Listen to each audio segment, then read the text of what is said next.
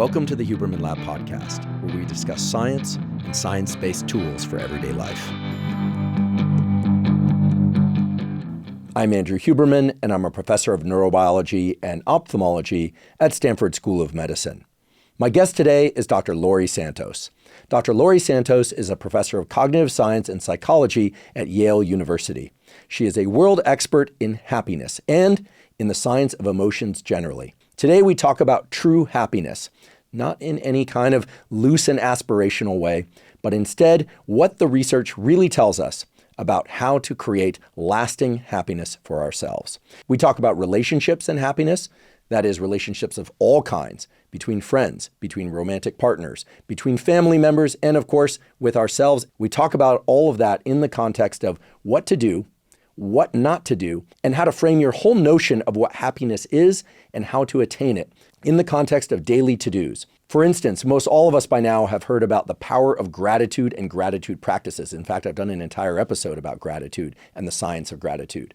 But Dr. Laurie Santos today explains that by shifting our orientation toward gratitude, towards something more aligned with what delights us, we are able to better tap into the mechanisms that enable us to feel happier in a more pervasive way. We also discuss topics such as hedonic adaptation, that is, how our pursuit of things and our whole experience of pleasure sets the stage for what's going to feel like a meaningful pursuit and pleasureful in the days and weeks to follow. This is very important for everyone to hear, especially in this modern age of so-called dopamine hits, easy to achieve dopamine, highly processed foods, and the various things that you can find online. And speaking of online, we also discuss the role that smartphones and social media play, not just in our happiness, but in our cognition. You'll be shocked, indeed I was shocked to learn, that just having your phone in the room where you are trying to learn something significantly diminishes your performance on things like mathematics and the learning of other topics. We get into all of that today, the interrelated parts, and I promise that it's all made extremely clear and actionable thanks to Dr. Laurie Santos's incredible expertise, and she is an incredible teacher. In fact, the course that she has taught at Yale University, entitled Psychology and the Good Life, is the most popular course ever taught at Yale over the course of 300 years. And that popularity will not come as a surprise, as you now get to learn from Dr. Laurie Santos directly. This was a remarkable episode, I must say. I learned so much. And I'll just highlight one big takeaway that I've implemented in my own life and that you can frame in the back of your mind as you listen to today's episode, is the difference between being happy with one's life as opposed to in one's life, and indeed how to achieve both. Before we begin, I'd like to emphasize that this podcast is separate from my teaching and research roles at Stanford. It is, however, part of my desire and effort to bring zero cost to consumer information about science and science-related tools to the general public. In keeping with that theme, I'd like to thank the sponsors of today's podcast. Our first sponsor is 8 Sleep. 8 Sleep makes smart mattress covers with cooling, heating, and sleep tracking capacity. Now, I've spoken many times before on this podcast about the critical need for us to get adequate amounts of quality sleep each night. That's truly the foundation of all mental health, physical health, and performance. And one of the best ways to ensure that you get a great night's sleep is to control the temperature of your sleeping environment. And that's because in order to fall and stay deeply asleep, your body temperature actually has to drop by about 1 to 3 degrees. And in order to wake up feeling refreshed and energized, your body temperature actually has to increase about 1 to 3 degrees. 8 Sleep makes it incredibly easy to control the temperature of your sleeping environment by allowing you to control the temperature of your mattress cover at the beginning, middle, and end of the night. I've been sleeping on an 8 Sleep mattress cover for nearly 4 years now, and it has completely transformed and improved the quality of my sleep. 8 Sleep has now launched their newest generation of the pod cover, the Pod 4 Ultra. The Pod 4 Ultra has improved cooling and heating capacity, higher fidelity sleep tracking technology, and even has snoring detection that will automatically lift your head a few degrees to improve your airflow and stop your snoring. If you'd like to try an 8 Sleep mattress cover, go to 8sleep.com/Huberman to save up to $350 off their Pod 4 Ultra. 8 Sleep currently ships in the USA, Canada, UK, select countries in the EU, and Australia. Again, that's 8sleep.com/Huberman. Today's episode is also brought to us by ExpressVPN. ExpressVPN is a virtual private network that keeps your data secure and private. It does that by routing your internet activity through their servers and encrypting it so that no one can see or sell your data. Now, I'm familiar with the effects of not securing my data well enough. Several years ago, I had one of my bank accounts hacked, and it was a terrible amount of work to have that reversed and for the account to be secured. When that happened, I talked to my friends in the tech community, And what they told me was that even though you think your internet connection may be secure, oftentimes it's not, especially if you're using Wi-Fi networks such as those on planes, in hotels, at coffee shops, and other public places. Surprisingly, even at home, your data might not be as secure as you think. To make sure that what I described before would never happen to me again, I started using ExpressVPN. The great thing about ExpressVPN is that I don't even notice that it's running, since the connection it provides is so fast. I have it on my computer and on my phone, and I keep it on whenever I'm connected to the internet. With ExpressVPN, I know everything is secure. My web browsing, all my passwords, all my data, and of course, anything that's behind an account wall, like a bank account. It can't be tracked, and no one can access or steal your data, which is terrific. If you'd like to start protecting your internet activity using ExpressVPN, you can go to expressvpn.com/Huberman, and you can get an extra 3 months free. Again, that's expressvpn.com/Huberman to get an extra 3 months free. And now for my discussion with Dr. Laurie Santos. Dr. Laurie Santos, welcome. Thanks so much for having me on the show. I want to talk about this thing that everyone seems to want, but most everyone has trouble keeping themselves in a state of happiness, which raises the question of whether or not we should even be seeking to constantly be in a state of happiness. But just to sit back from that question for a moment, how should we think about the relationship between emotions and this thing that we call cognition? Because I think a lot of where we're going today is to distinguish between feelings, thoughts, and behaviors. And as neuroscientists, psychologists, et cetera, we have to understand the difference between emotions and cognition and maybe where they overlap. So if you could educate us a bit on that, I think that will set the stage nicely for understanding happiness. Yeah, well, I'm glad you started there, actually, because, the very definition of happiness, I think, as social scientists tend to think about it, includes both of these parts, right? So I think social scientists tend to think about happiness as being happy in your life and being happy with your life. So being happy in your life is sort of the emotion side, right? I have a decent number of positive emotions, maybe slightly less negative emotions. Like you existing in your life feels good. That's kind of an emotional part, right? But then there's also kind of how you think your life is going. Do you have purpose? Are you kind of happy with how things are going? It's how you think about your life, which is sort of a cognitive thing. And so even the earliest social scientists who started thinking about happiness, at the time they call it subjective well-being. So I think psychologists were like, ooh, happiness sounds too woo-y. Like we'll call it something else. But it means exactly the same thing. It means subjective well-being, right? When they started thinking about subjective well-being, they divided it into this sort of affective, emotional part, which is like how you feel in your life, but also this cognitive part, how you think your life is going. So that basic dichotomy has been there since the very beginning of folks studying happiness scientifically. I'm already struck by this distinction between how things are going in your life versus with your life. One requires a kind of first-person experiencing of life in your life. Do you wake up feeling good? Are you feeling good with your inside of your friendships and other relationships, family, romantic relationships, school, work? The other involves a bit of a third-personing of self. Yep. Of looking at one's CV, either actual CV or reflected CV through the lens of other people and kind of getting a sense like, am I doing well? Am I not doing well? I think this is a really important distinction because it seems like ultimately the goal, if I may, is to be happy in your life, regardless of the third personing, provided that you're not doing damage to somebody else's happiness in life. Yeah. Well, I think ideally it'd be nice to do both, right? And I think there are moments when these things dissociate, right? So, you interact with lots of interesting rich people out here in California. I think a lot of them have kind of in their life feels pretty good, right? They have lots of hedonic pleasures. They're drinking nice wine, hanging out at the beach. You'd be amazed at how much suffering they report. Oh, that's interesting. Right? How much suffering they report. So this is the question: is this sort of cognitive part the like third person part, or is it the reporting part? And I think when the psychologists are thinking about it, they really think about it as the reporting part, right? And this gets tricky, right? Because, I see folks having their nice glass of wine on the beach, and I'm thinking like, that's coming with lots of positive emotion. Like, I bet if I tested them and could have a direct look at their sensory experience, it'd probably be pretty positive. It's only when they reflect on their life and they're asking, well, how's it going, that they say, oh, I don't know, my stocks went down, or like. When I hear about lack of happiness, let me think of some of the kind of bullet point ones that seem to come up repetitively. They are indeed not related to lack of resources. I don't hear that. Mm-hmm. What I've heard And this is also true for where I spend part of my time and where I grew up, which is in Silicon Valley, which is also not everyone, but there are people there who have accrued tremendous amount of wealth. The mean has shifted very high, and hence the cost of living.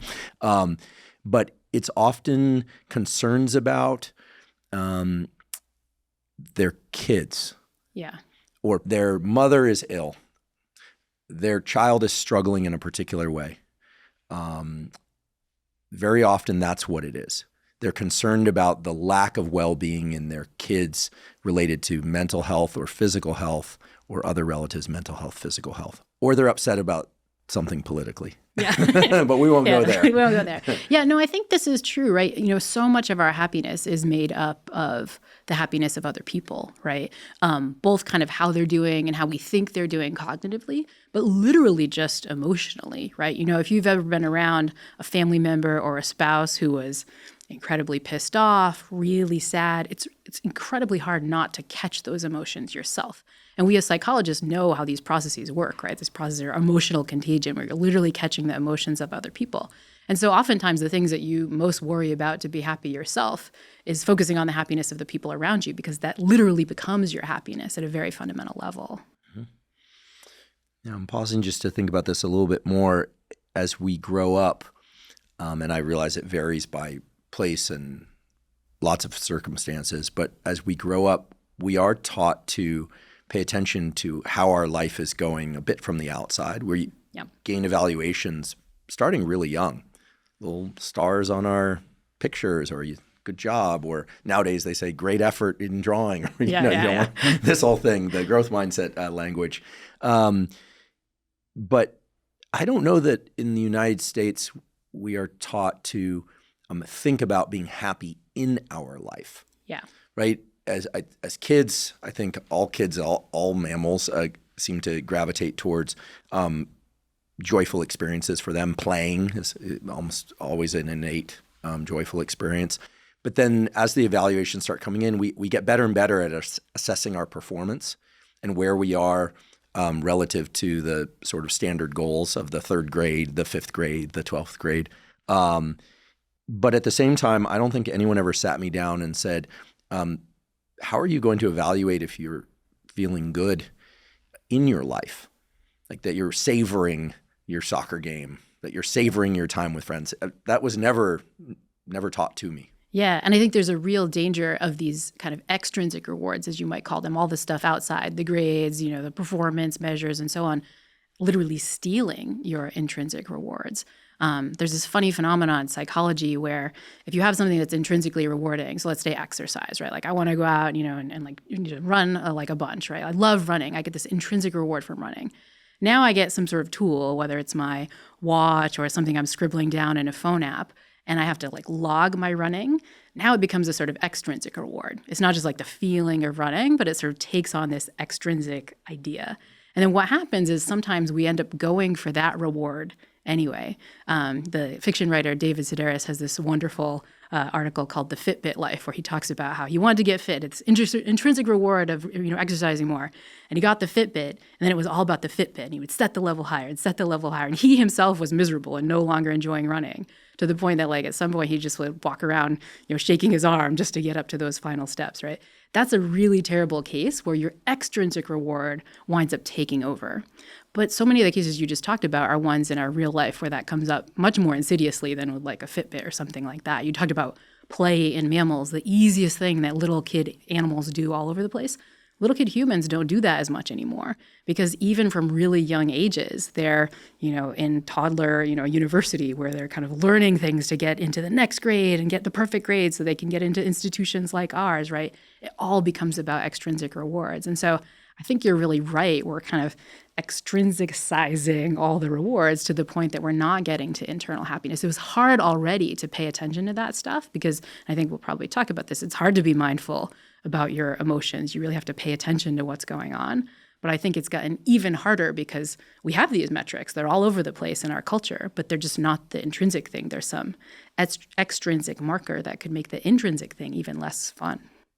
For people that grow up or live in areas where, well, let's just say that have less disposable wealth, is there there must be data on sort of relationship to intrinsic versus extrinsic forces on happiness.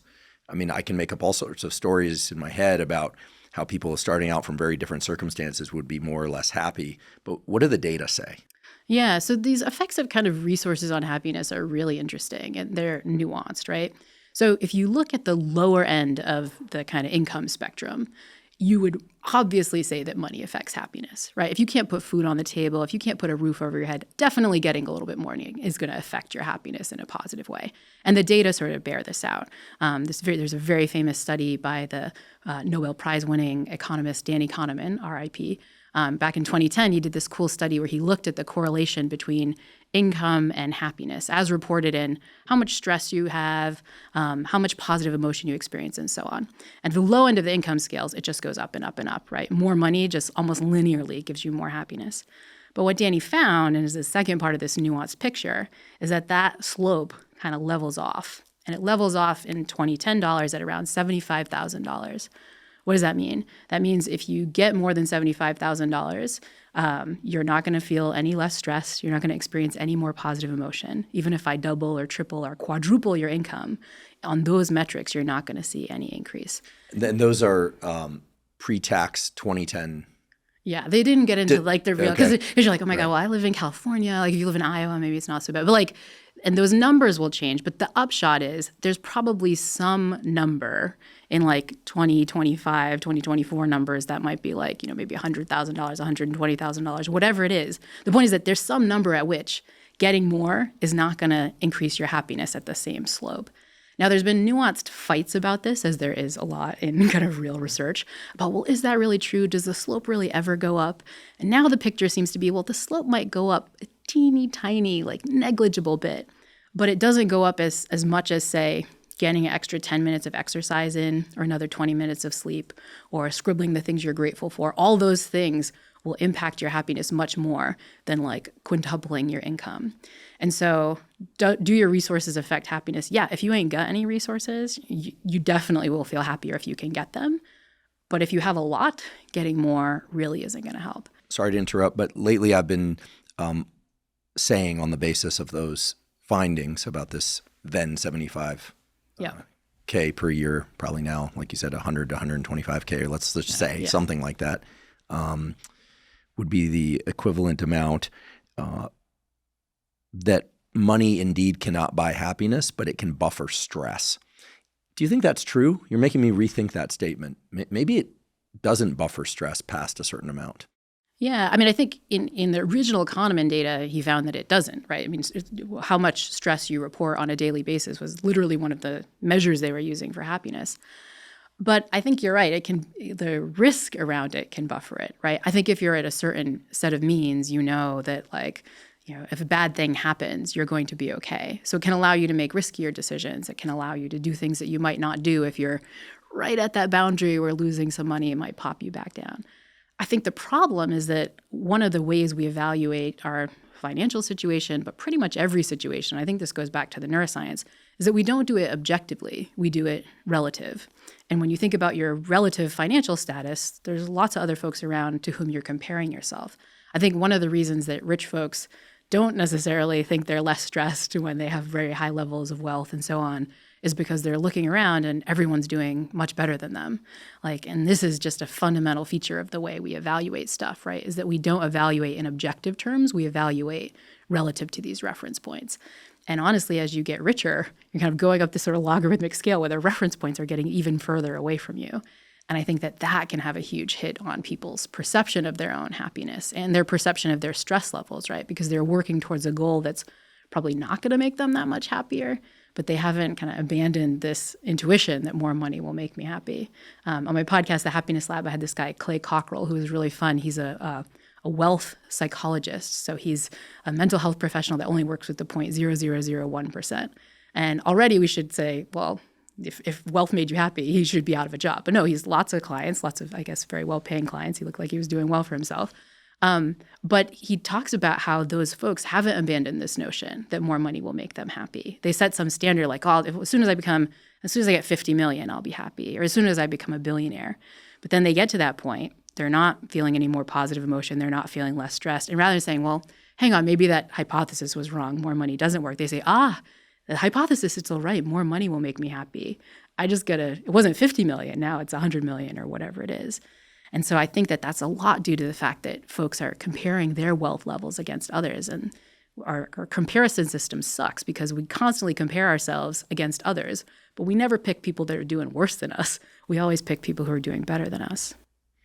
I know a fair number of very happy, wealthy people. I know a fair number of very miserable, wealthy people. I know a fair number of happy, non-wealthy people, and a fair number of miserable inside. They report feeling miserable, unwealthy people. Well, it fits completely with what, a lot of the happiness research suggests, right? Which is that it's much less about our circumstances than we think when it comes to who's happy and who's not, right? We often think, if I could get more money, or if I could get more accolades at work, or if I could get a new partner, if I could move somewhere, I'd be happier. But exactly what you're saying, if you look at people with all those different life circumstances, both the good version and the bad version, you find some happy folks and some not so happy folks. And now what researchers are starting to think is that it actually doesn't involve our circumstances as much as we think. Again, I would bracket it, unless those circumstances are really dire, circumstances don't matter as much as we think. It tends to be the kind of stuff that's much more under our control than our circumstances, right? It tends to be how we behave, what thought patterns we use, the emotions we seek out, the social connection we experience. Those things matter much more. And so I think, your experience with the happy and not so happy rich folks and the happy and not so happy poor folks kind of bear out what we think. It's it's just not your circumstances that doesn't matter as much as you assume. Let's talk about this relationship between feelings, thought patterns, and behaviors in the context of happiness. I think anyone listening to this or watching this probably wants to be happy as much as possible. I suppose there are a few songwriters, poets, and I've got some friends in those domains of life, and they do seem to derive a lot of insight and inspiration and have done amazing things through the kind of depths of unhappy human emotion. We can get back to that later because I do think there's something about the contrast of moving from these more painful emotions to happiness that's very different than moving from a state of immense happiness to slightly less, but we can get back to that. But most people would like to be happy as much as possible. I certainly would. Who wouldn't? And one, of course, can ask, well, should I work on my feelings? Think about my feelings, try and shift my feelings, let my feelings move through me in a cathartic way.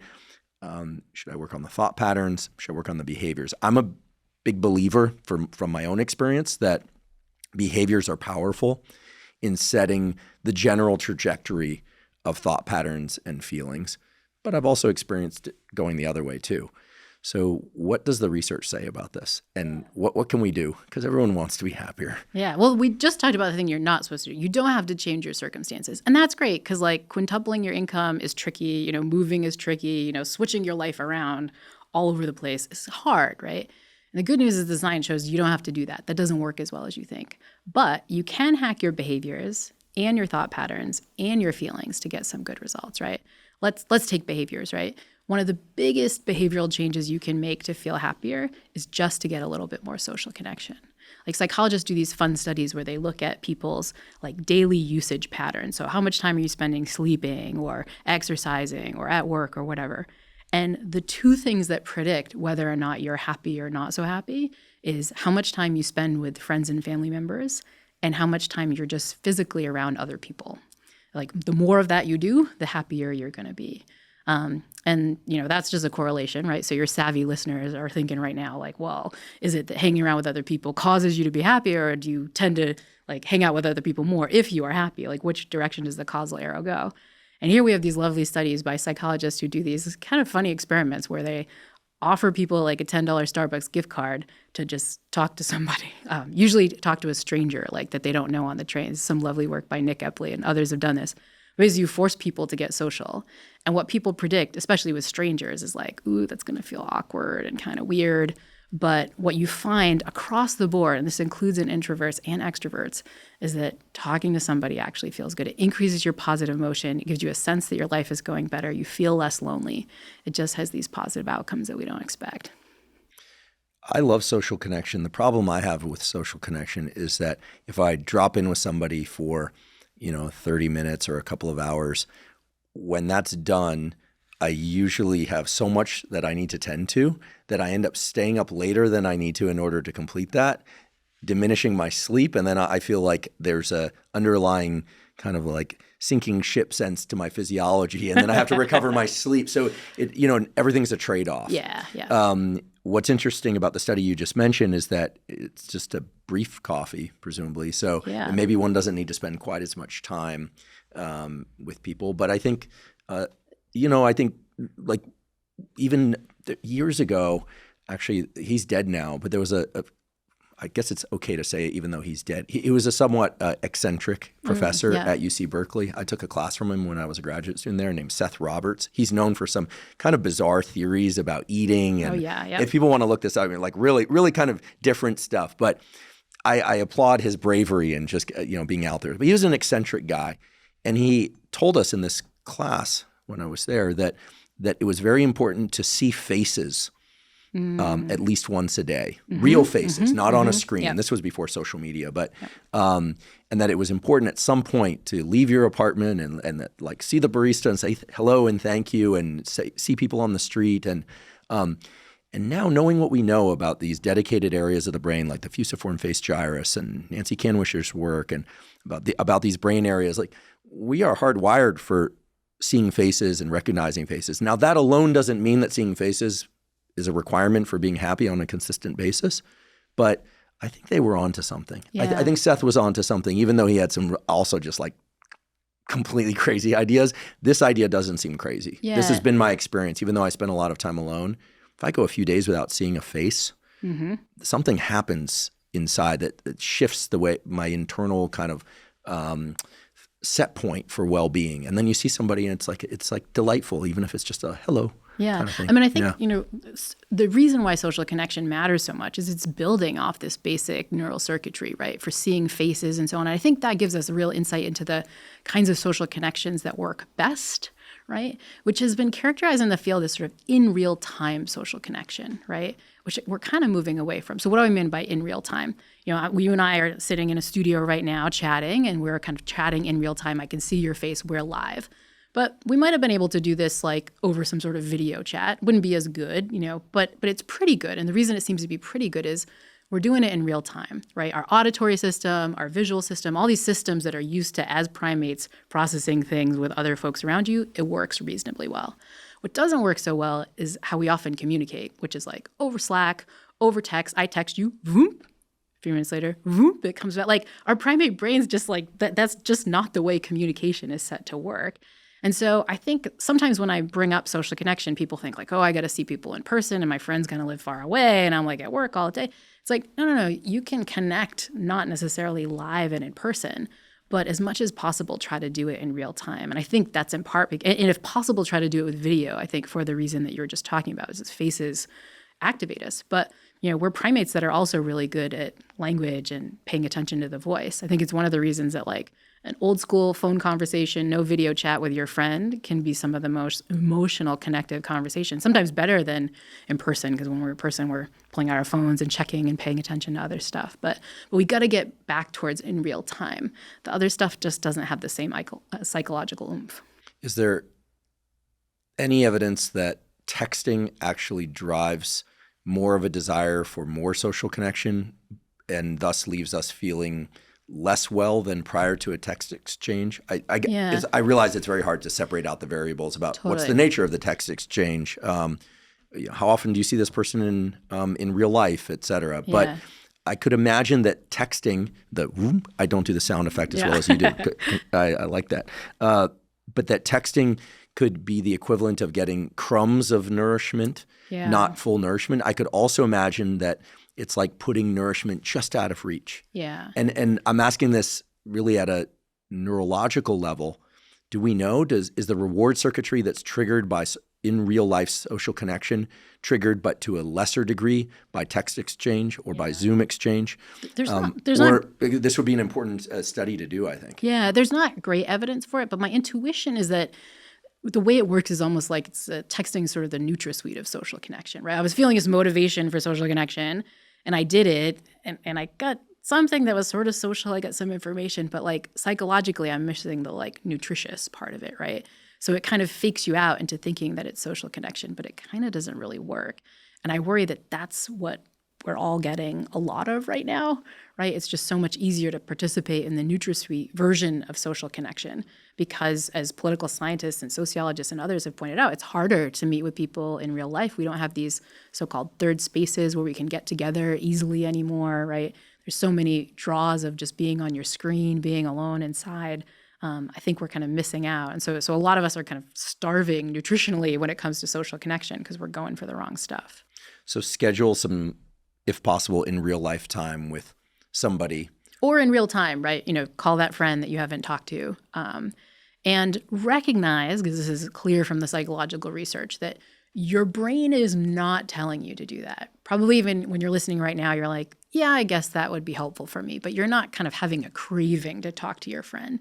And I think this is the problem with a lot of the behaviors that map onto happiness, is that if you think of the evolutionary pressures for those behaviors, natural selection never had to build in like the goal of feeling social because we were just like in these small bands. It was really easy, right? Natural selection had to build in a kind of craving for sweet, fatty food because those were hard to find. Didn't have to build in the craving for like, a bunch of greens because they were everywhere.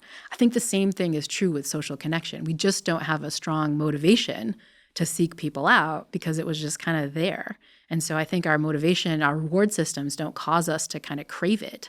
But in the modern day where there's so many substitutes and we're kind of more isolated, I think many of us are kind of experiencing the negative effects of loneliness. But then when we think, well, what could I do to get out of it? There's not this like, I'm starving for connection. We don't have this sort of motivational goal to go out and get it. And so what that can lead to is people making the prediction in their head of like, I just heard Laurie say that this is a good idea, but like, I don't know, probably not for me, or maybe not as important.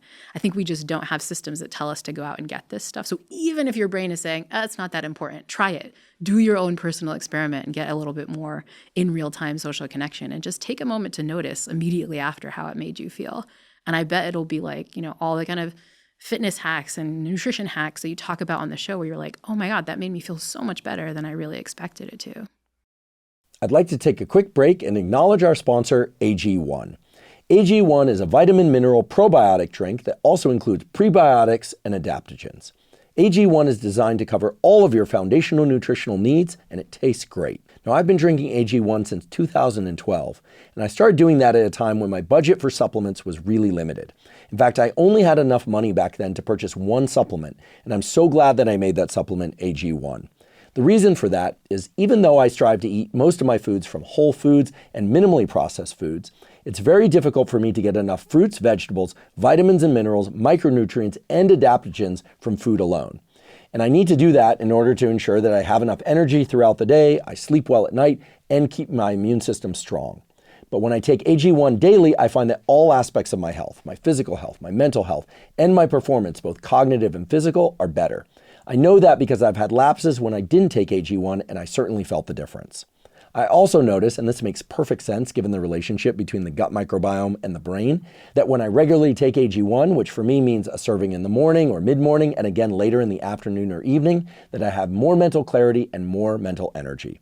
If you'd like to try AG1, you can go to drinkag1.com/Huberman to claim a special offer. Right now, they're giving away 5 free travel packs and a year's supply of vitamin D3 K2. Again, that's drinkag1.com/Huberman to claim that special offer. If seeing faces, and I don't have evidence for this, but if Seth Roberts was right and what we're talking about here is clearly based on existing data, if seeing faces somehow triggers the reward system in a healthy way that reinforces the social connection thing, that like fills the vessel, that like we're connected because we no longer live in small village and tribe type formats. Most of us don't anyway. That if we plop down onto the couch and kind of like assume the classic C-shaped position of somebody who's about to go on their phone and you can scroll and see faces. Mm-hmm. You talked about that as a bit of like an artificial sweetener, giving the illusion of some sort of nourishment. And then, you see some stuff, you respond to stuff. You can see someone kind of dunk on somebody, maybe hear a joke, maybe make a joke, and then go into your DMs and like read a few, check a few. And then you basically got no real social connection. Correct. You didn't have to move to do it. And in a lot of ways, this has parallels to the ease of highly processed foods or something like that. Yeah. And I think we're starting to understand this a bit through Jonathan Haidt's work and other people's work, including your own. But I don't know that it's anything but really dangerous and bad. I don't want to sound alarmist, but I am really concerned that certainly for the younger generation, but that if we don't have an intrinsic drive to go do something, we stop doing it. We stop doing it. And then the brain is pretty plastic throughout the entire life, especially for these low-grade, like many times repeated behaviors. I mean, we can just slowly, it's like there's drift. And then we wonder why we don't feel so good. Yeah. I mean, you know how the dopamine system works, right? Like it has these mechanisms to crave stuff that's quick hits, right?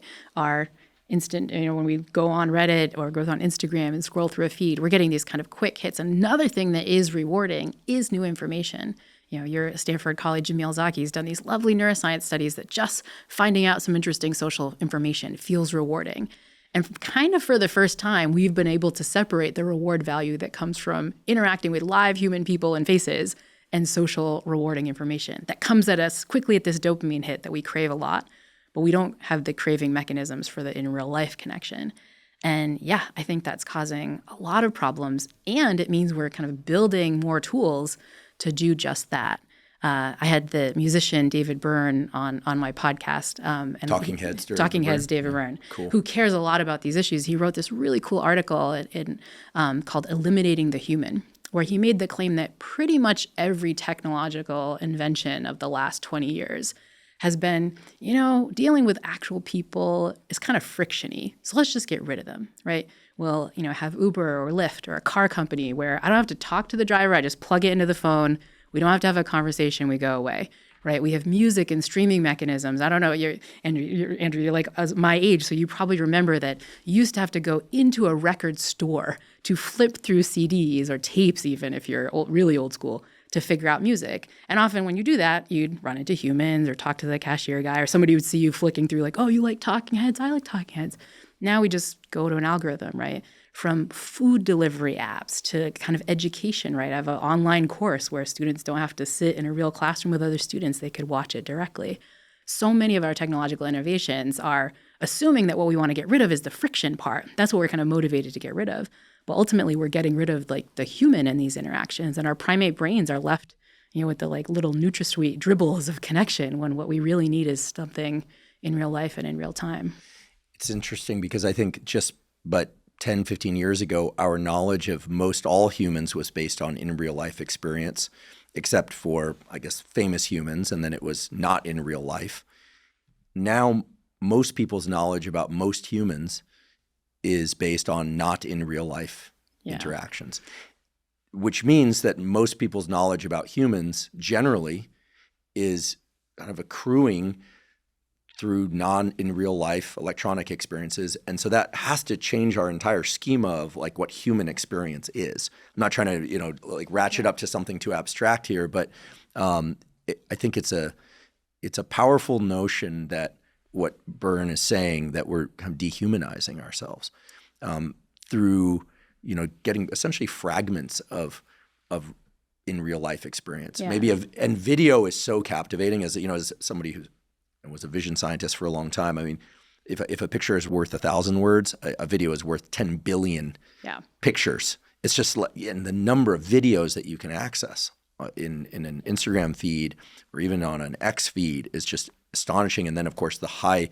emotional salient stuff is going to be the stuff that you hover on, and then the algorithm knows your dwell time, as it's called, and then your basic feed and discovery is set by that. And I don't think there's anything really inherently diabolical about it. I don't take that stance.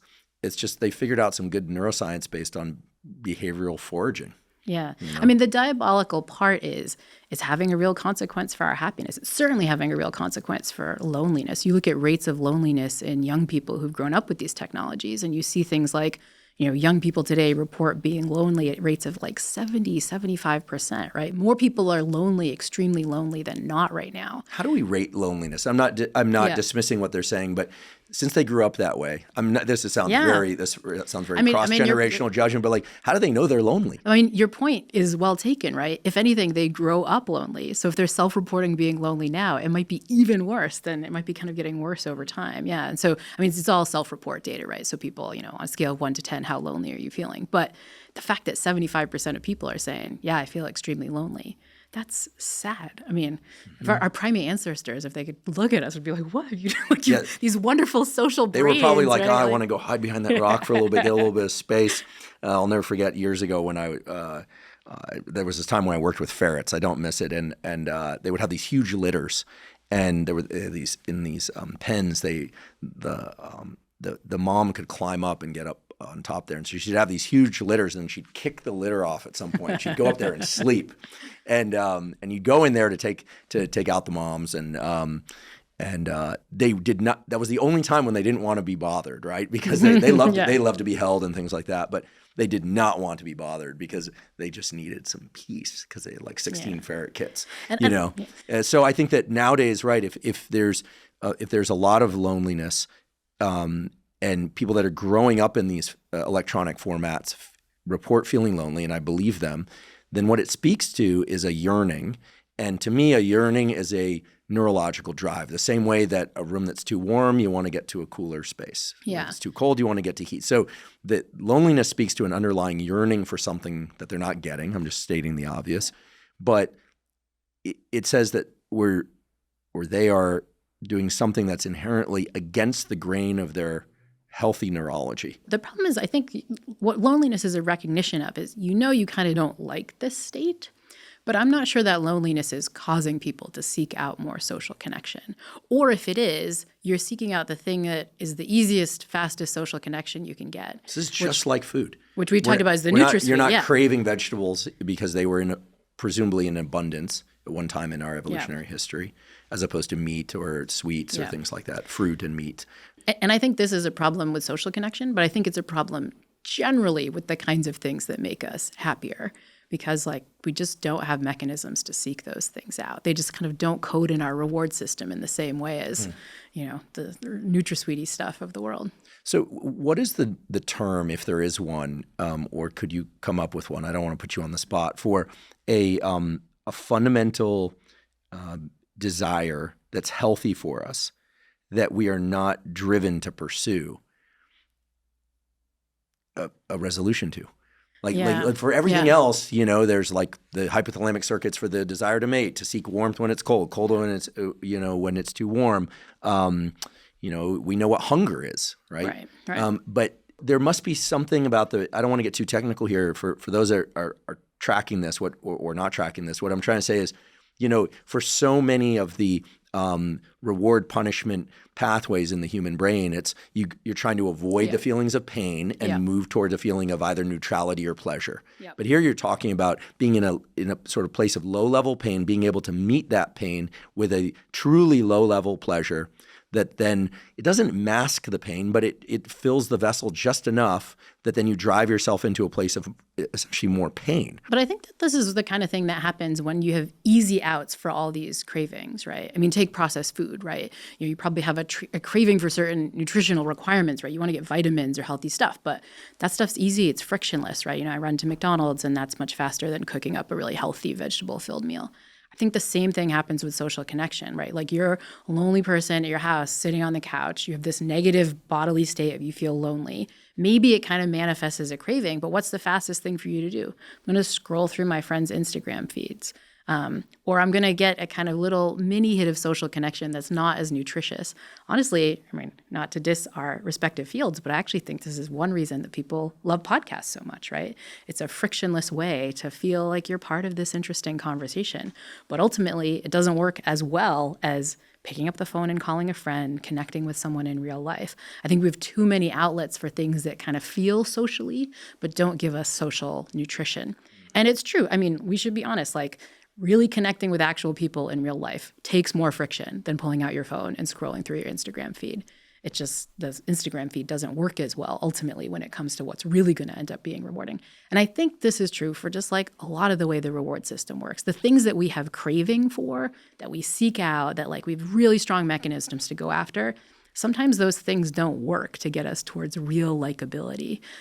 Drugs of addiction are a real obvious answer to this, right? If you have a kind of heroin problem, you're going to really seek out that drug. But ultimately, it's not bringing you towards something. I mean, it will maybe feel good in the moment, but it's, no, you're not NutraSweetie, but it's not getting you towards something that evolutionarily would be really awesome for your survival and reproductive success. Well, I try my best not to speak in tweets, which I guess they now call X posts, but I've been saying a lot, and I'll say it again now, that I think everyone should beware any dopamine that is not preceded by effort in order to achieve it. In other words, any fast, high inflection of dopamine that does not require effort to achieve it is going to put you in a trough and on a metaphorical lever pressing cycle that will drive your trough deeper and deeper over time. Mm-hmm. And that peak will just never go as high as it did or could again, unless you take a period of abstinence from that behavior or substance and then introduce effort prior to a adaptive behavior to get the dopamine. The other thing is I like to think of addiction as a progressive narrowing of the things that bring you pleasure. Mm-hmm. And I don't speak to enlightenment, but happiness or enlightenment seems like a progressive broadening of the things that bring you pleasure. And I'm glad we're talking about reward circuitry because we know how to reset that reward circuitry, and it doesn't require these dopamine fasts, although that's one approach, and that makes sense why people do it. But I think this notion of having to spend effort to engage in what we know as a hardwired source of reward, not just dopamine, but other neurochemicals as well, of course, in the form of social connection. So this higher friction thing of having to call somebody or drive someplace or deal with traffic on the way home. Yeah. Well worth it if it was a good social interaction, but maybe it was a meh social interaction, in which case you're like, oh, that was a lot of driving today. I've now all this other stuff to do. Yeah. Other times, a great social interaction can set you in an amazing emotional plane for days, if not weeks. Yeah. So, I think what you're bringing up is really important. How do we introduce these behaviors? I'm not asking you to put it into a standardized protocol too much, but since we started with this issue of behaviors being a path to more happiness and social connection being the in real life social connection or by phone in real time, as you said, being one of the main paths to behavioral happiness, behaviorally derived happiness, then what are the data on sort of the frequency of this? Does it vary for introverts versus extroverts? This question is getting very long, but maybe we could define introverts and extroverts. And then if you could give us some sense of, how often should people seek out an in real life interaction? Yeah, probably way more than you think you should, right? We have good data on what people predict, which is that people predict social interaction is just not going to be that fun. It's not going to be worth it, right? This seems to be a spot where our predictions about how good something is going to be don't necessarily match how good it ultimately will going to be, right? And I put it in the context of like the reverse of something like processed food, where I think for a lot of people you predict this is going to be amazing, and you taste it, you're like, now I feel kind of gross. Processed food, right? Yeah. That's a case where your prediction is like, ooh, this is going to be awesome, but your actual likability is like, I feel kind of yucky. Whereas social connection, I think we predict be all right, but maybe not that good. But when we get it, we feel really great. The University of Chicago psychologist Nick Epley has this term he uses, undersociality, where he thinks we just kind of don't get the right reward benefit of social connection, writ large, right? He talks about examples of, expressing gratitude to people, giving somebody a compliment, even things like asking for help, right?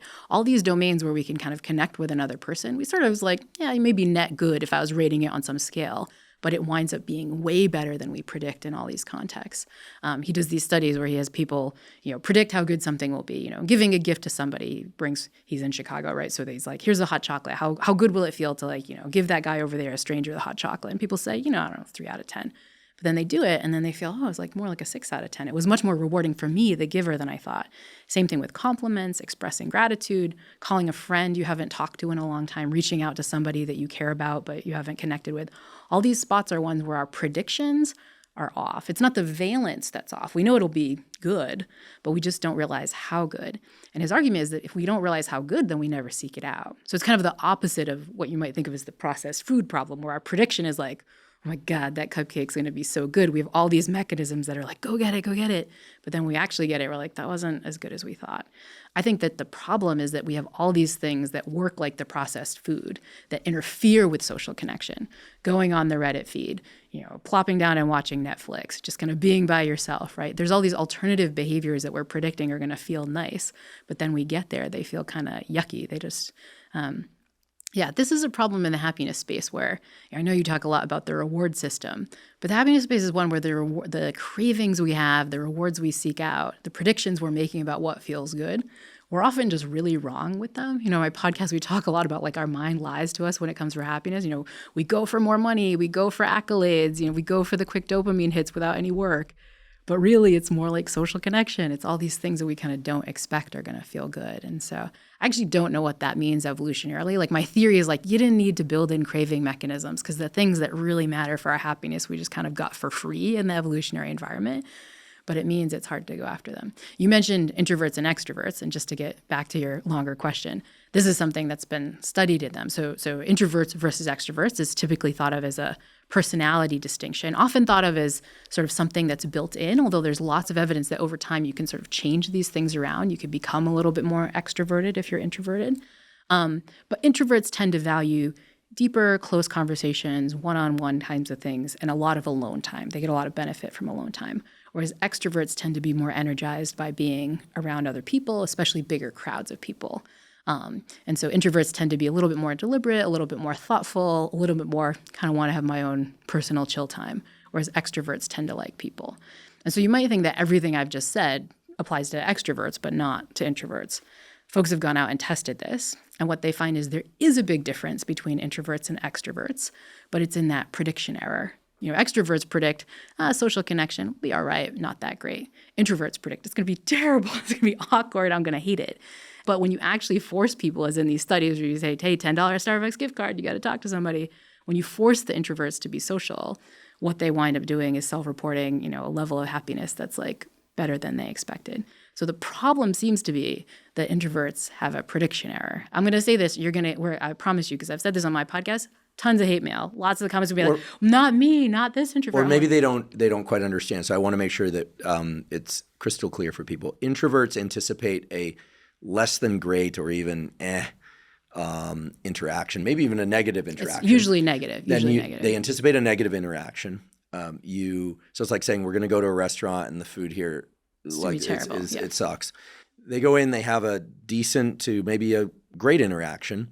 So introverts are positioned to derive more pleasure from social interactions than extroverts who enter social situations thinking it's going to be great. Their anticipation is high, and therefore they require a much bigger dopamine inflection in order to come away from that interaction saying it was great. Although the one kind of update to the framework that you just presented that I'd add is that you said, if you go to the restaurant, you predict it's going to be not that good, and you go, and you're like, oh, it was all right.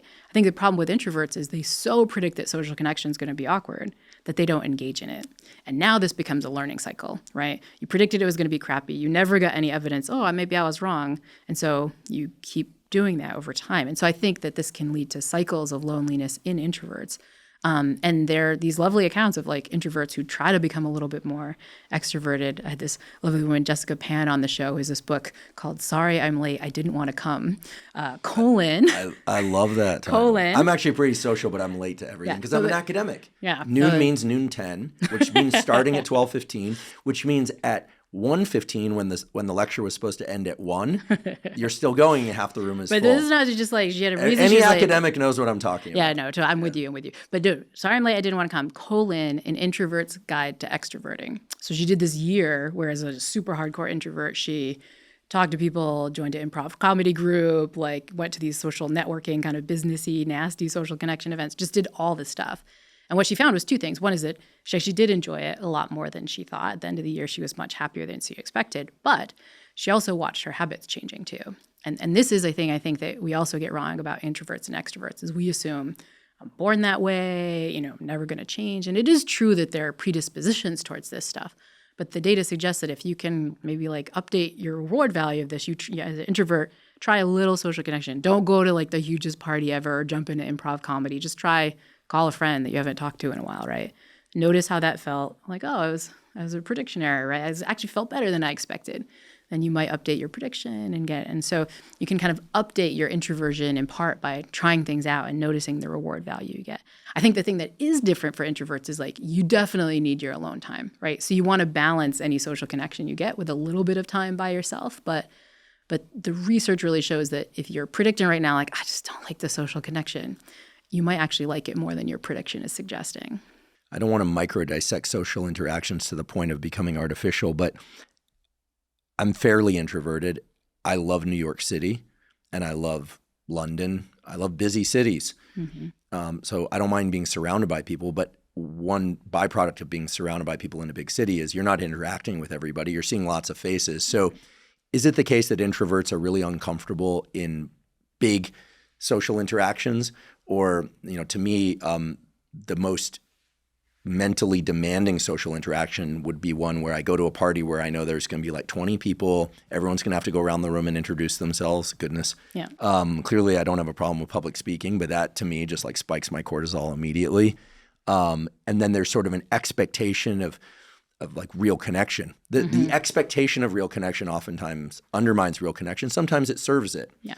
But is it the case that introverts want to avoid people, or they want to avoid the requirement to really engage in a deep way? Yeah. And I like engaging in a deep way one-to-one, or maybe with 2 or 3 people, maybe a few more, but I don't know that it's the number of people that becomes overwhelming or daunting or the punishing feature. It's more the sort of requirement to be pulled out of oneself. Yeah, I think it might be all of the above. I think what we know about introverts is that they often self-report being better in these sort of one-on-one kind of things. So as an introvert, it's you're going to have a coffee date with your friend. That often doesn't cause as much social anxiety as the dinner party with a bunch of people, right? And so that's the claim. It's not jump into the dinner party with a bunch of people or join an improv comedy group or talk to everyone on the street. It's just a one-on-one little mini conversation can be great. And not necessarily great, but much better than you expect, and will kind of have this happiness benefit that kind of sustains you over time. Nick Epley, who does all this work, talks about your happiness. The best metaphor for happiness is that it's kind of like a leaky tire. It sort of goes out a little bit. And each one of these little conversations, whether it's chatting with the barista, calling a friend, giving someone a compliment, whatever, kind of fills up the tire and then it kind of goes down. So you can sort of use these little mini microdoses of social connection to boost your happiness tire. I'd like to take a quick break and thank one of our sponsors, Function. I recently became a Function member after searching for the most comprehensive approach to lab testing. While I've long been a fan of blood testing, I really wanted to find a more in-depth program for analyzing blood, urine, and saliva to get a full picture of my heart health, my hormone status, my immune system regulation, my metabolic function, my vitamin and mineral status, and other critical areas of my overall health and vitality. Function not only provides testing of over 100 biomarkers key to physical and mental health, but it also analyzes these results and provides insights from top doctors on your results. For example, in one of my first tests with Function, I learned that I had 2 high levels of mercury in my blood. This was totally surprising to me. I had no idea prior to taking the test. Function not only helped me detect this, but offered medical doctor-informed insights on how to best reduce those mercury levels, which included limiting my tuna consumption, because I had been eating a lot of tuna, while also making an effort to eat more leafy greens and supplementing with NAC, N-acetylcysteine, both of which can support glutathione production and detoxification and worked to reduce my mercury levels. Comprehensive lab testing like this is so important for health, and while I've been doing it for years, I've always found it to be overly complicated and expensive. I've been so impressed by Function, both at the level of ease of use, that is getting the tests done, as well as how comprehensive and how actionable the tests are, that I recently joined their advisory board, and I'm thrilled that they're sponsoring the podcast. If you'd like to try Function, go to functionhealth.com/Huberman. Function currently has a wait list of over 250,000 people, but they're offering early access to Huberman Lab listeners. Again, that's functionhealth.com/Huberman to get early access to Function. Today's episode is also brought to us by LMNT. LMNT is an electrolyte drink that has everything you need, but nothing you don't. That means the electrolytes, sodium, magnesium, and potassium, all in the correct ratios, but no sugar. Proper hydration is critical for optimal brain and body function. Even a slight degree of dehydration can diminish cognitive and physical performance.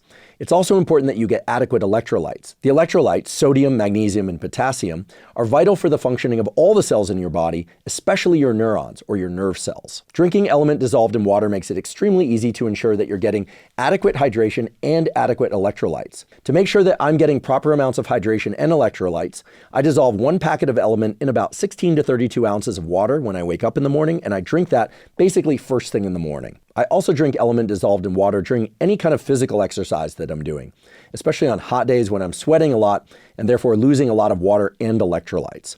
They have a bunch of different great tasting flavors of LMNT. They have watermelon, citrus, etc. Frankly, I love them all. And now that we're in the winter months in the Northern Hemisphere, LMNT has their chocolate medley flavors back in stock. I really like the chocolate flavors, especially the chocolate mint when it's heated up, so you put it in hot water. And that's a great way to replenish electrolytes and hydrate, especially when it's cold and dry outside, when hydration is especially critical. If you'd like to try LMNT, you can go to drinklmnt.com/Huberman to claim a free LMNT sample pack with the purchase of any LMNT drink mix. Again, that's drinklmnt.com/Huberman to claim a free sample pack. So you're talking about engaging in social connection in real time and perhaps even in real life. Mm-hmm. Yes, in real life as well, with some effort to engage in it, which might just be built into modern living now, as one of the primary drivers for behavioral approaches to improve what we're calling happiness. So could we say, and I know we don't want to set up strict protocols around this, make the effort to schedule in real time over the phone or Zoom or in real life interaction with somebody maybe once a week? Yeah. Minimum? I think more than you're doing now. If you're not feeling so happy, add some in. And again, as you mentioned before, these are all kind of trade-offs, right? You don't want to add so much in that now you're not sleeping or exercising or all that other stuff. But like one more interaction than you're getting now and check how it feels over time.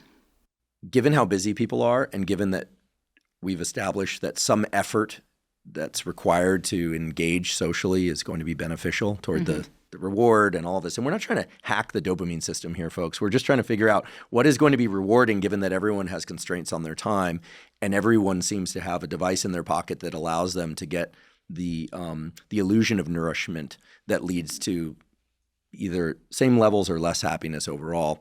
What's going to be most effective? And it seems to me, I was thinking about this during one of your answers. I was paying attention, but I was thinking about this, that my memory of prior social interactions as really great is a useful tool. Mm-hmm. So for instance, one of my best memories of time with my girlfriend was driving back from her grandmother's house with the dog in the car, and we had no phone reception, so we couldn't be interrupted by our devices. Mm-hmm, mm-hmm. She actually had some work to do, so she was doing some work on her computer at one point. She may have taken a nap at one point, and the dog kept jumping back and forth between our laps. And that to me was like one of the best days ever. Mm-hmm, mm-hmm. Just ever. It was just an awesome day.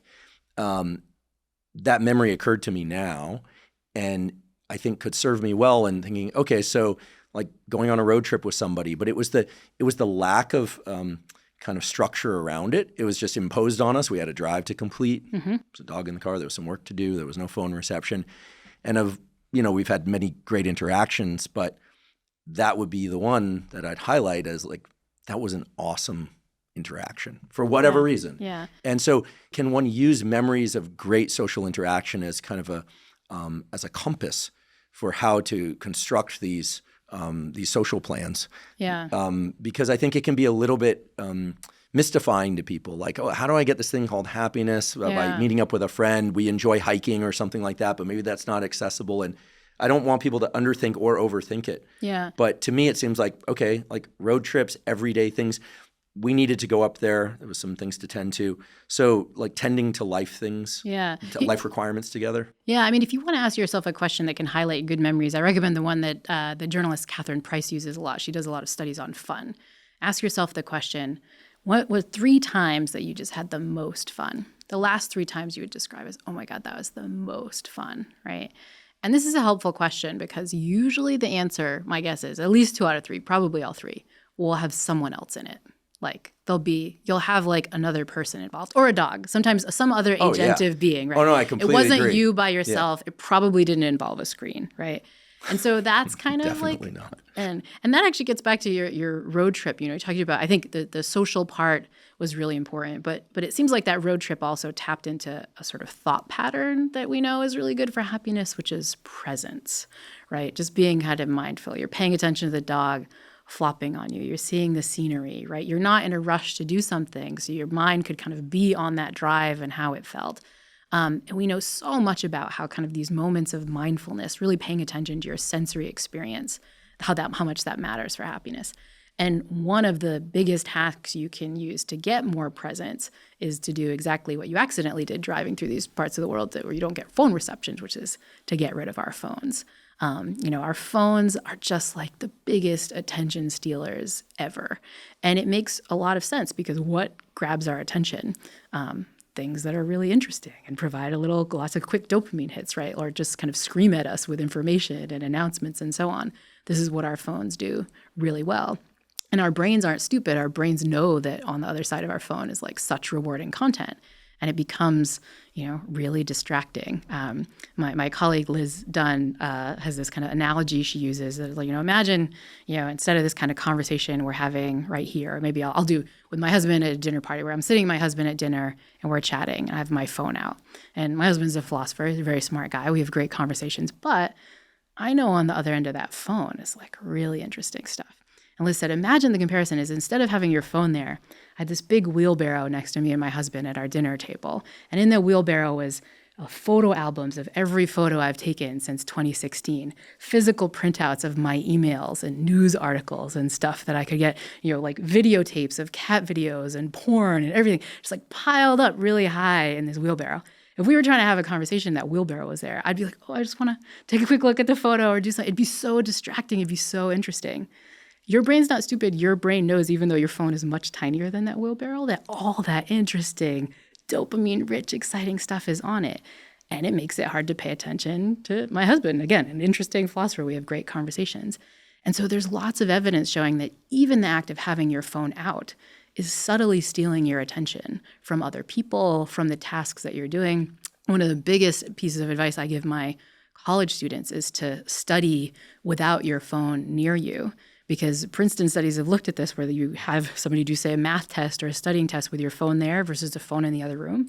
And you see like double-digit increases in performance just to have your phone away. And you might ask, like, well, why would that be? It's like, well, part of your frontal lobe is like, no, don't look at the phone. Don't look at the phone. Don't look at that big wheelbarrow of delicious, interesting stuff. Stay on task. And that's this kind of constant moment of multitasking where we're kind of yanking our brain back onto task. And so a big hack, if you want to be more present, is to find ways to do activities without your phone. I guess if we go back to that fun question, if I said, those 3 times you're having the most fun, you weren't in the middle of it pulling out your phone to like look at your Instagram feed. You were just there. And what you just described was a dramatic performance enhancement on mathematics by not having this opportunity for distraction in the room, which is incredible. Yeah. Really. I mean, when you dive deep into the effects of having your phone around you, they're striking, especially when getting back to social connection, especially social connection. Liz Dunn has this paper where she puts 2 people in a room, just kind of a waiting room together, and you either have your phone or you don't. You're not allowed to look at it. It's just present. And she finds that there's 30% less smiling at the other people in the waiting room when your phones are present. 30% less. I actually think of this when I think of the loneliness crisis. I was a head of college on campus, which as a faculty member at Yale meant that I lived on campus with students.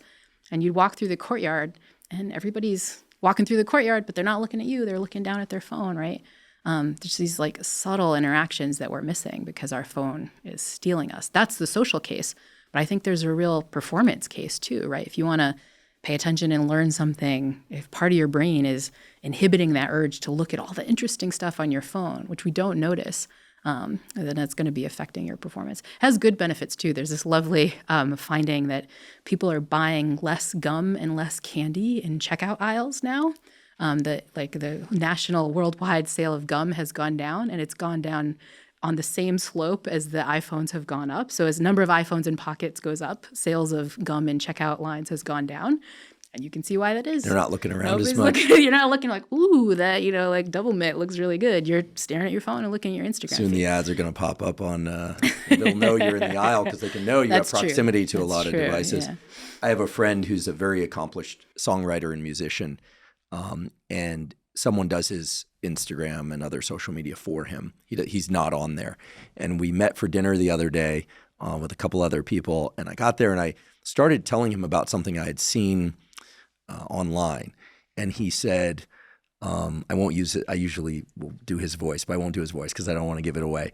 People might know who he is. But he said, I don't want to talk about what's on Instagram. In fact, I don't want to talk about what's on the internet. Let's just have dinner. And at first I was like, dude, I was like kind of, and I thought, great. Like he's exactly right. Like it's not just having the phone there. It's not just being on the device. It's also that you're talking about things that you saw in the world, some of which are very interesting and important at times. But what he was saying was, I don't want to talk about things that you experienced about somebody else's experience. That wasn't really an experience that you had today. That's an experience of someone else's experience that you had today. It wasn't about a news article or something. So we're playing the telephone bucket brigade game of social connection many, many degrees away from the actual interactions that we were kind of hardwired to experience ourselves. Yeah, and those are the ones that really influence our happiness in the world, right? One of the great ways to increase your presence, in addition to kind of getting rid of your phone, is to just go back to your senses, right? What are you looking at right now? What do you see right now? I'm in this room, there's like really nice kind of cool black lighting, and I'm sitting there, I'm hearing your voice. There's like a subtle hum in the room that I hope the podcast is not picking up, that I hear in the audio, right? It's a little cool. That grounding, I can watch my breath completely change around. It's like a quick way to just kind of be embodied. And I think so often we're just not doing that as much, in our discourse, but definitely like even when we're by ourselves, we just wind up distracting ourselves from the very sensory experience that like literally is the experience that we have of the world. We're just not noticing it as much.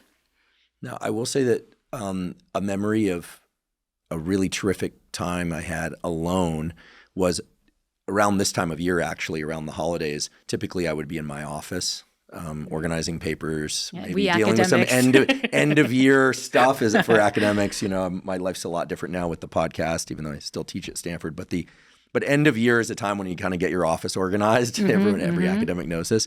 And over the holidays, I tended to have a lot of time in my office alone. It was a great time to come in. Like parking was everywhere. You go in and I used to listen to TED Talks, or I would listen to podcasts. And these days I'm trying to do more physical things, not just exercise, but working on some like lighting stuff in my house. And I like to listen to podcasts or books. Yep. Sometimes music, but podcasts or books while I do that. And I do feel that when we're alone, sometimes it's nice to have other voices in the room that are not just the voices in our head. Yeah. And it could be music, podcasts, books, movies, et cetera, that people seem to find that soothing. I certainly do. And that doesn't feel like it's diminishing from my experience of being present. In fact, it allows me to just really tend to what I'm doing mechanically. And I have some plans to do some more like craft drawing type projects in the new year. And I look forward to being able to hear those conversations but not have to participate in them. Yeah. So would you consider that sort of healthy, or am I diminishing my experience and the depth of my crafts? Yeah, well, I think there's some nuance there, right? You're talking about your craft in a very embodied way. Even as you're talking to me, you're describing how your hands are moving in these motor ways as you're doing it. You're talking about kind of what it felt like. It felt like your senses were activated for the physical stuff you were doing. But you also mentioned that your mind was wandering and maybe you were ruminating and stuff like that. So it sounds like what you did was have a really nice emotion regulation strategy of like you could kind of fill your head with something so that you can work on the physical stuff. But it didn't impede your experience of the physical stuff. The way you described it shows that you were there, you were present when you were doing it. I think the problem is when it impedes our presence doing it. And I think it kind of depends on the activity we're doing, right? Take driving. Probably some of you who are listening right now are sitting in your car as you're driving, doing this other interesting motoric activity. And that's one where it's like, you're not missing out on that much on the drive by like listening to us. It's probably a positive kind of experience that you're having, learning something and so on. But, you wouldn't want to listen to podcasts in some physical situations, right? We can kind of come, you wouldn't, if you were ballroom dancing, for example, you wouldn't want to necessarily be listening to a podcast then, right? If you're really experiencing art and sort of engaging with art in an art gallery, you wouldn't want to also be listening to a podcast at the same time. And so I think the thing to think is, are you listening to this in a way that you're missing something in the real world, that your presence of it would matter, make you feel really good? Or are you kind of just like, killing some other free time and maybe using this as a nice emotion regulation strategy to stop what would otherwise be a really ruminative drive? Now you get to listen to me and Andrew, and that's probably better. But there's nuance there. I think our tendency is to move away from the rumination, is to run away from it. And I think if you find yourself kind of avoiding your thought patterns altogether, that probably might be the pendulum swinging a little too far in the other direction. Noted. So we've got in real time and or in real life. Well, in real life is always in real time, but in real life and or in real time social interaction. And if it requires some effort to plan or get to, organize, all the better. You stand to gain more from those interactions. So that's really key. Presence, obviously. Try and get the phone out of the room, at least off and put away, but ideally out of sight. Out of sight. Yeah. Love that. And shared experience, presumably, actually maybe doing something, but it could even just be talking. I guess it depends on what people enjoy doing, right? Yeah. So these are powerful levers for shifting one level of happiness up using behavior. What about leading with thought patterns or feelings? Seems like it's a more challenging, but certainly tractable entry point. Yeah. And I think it's important here to remember, like, what are our natural evolutionary patterns towards thought patterns? Because some of them aren't necessarily built for our happiness. To take what's a kind of common evolutionary thought pattern, which is a negativity bias, right?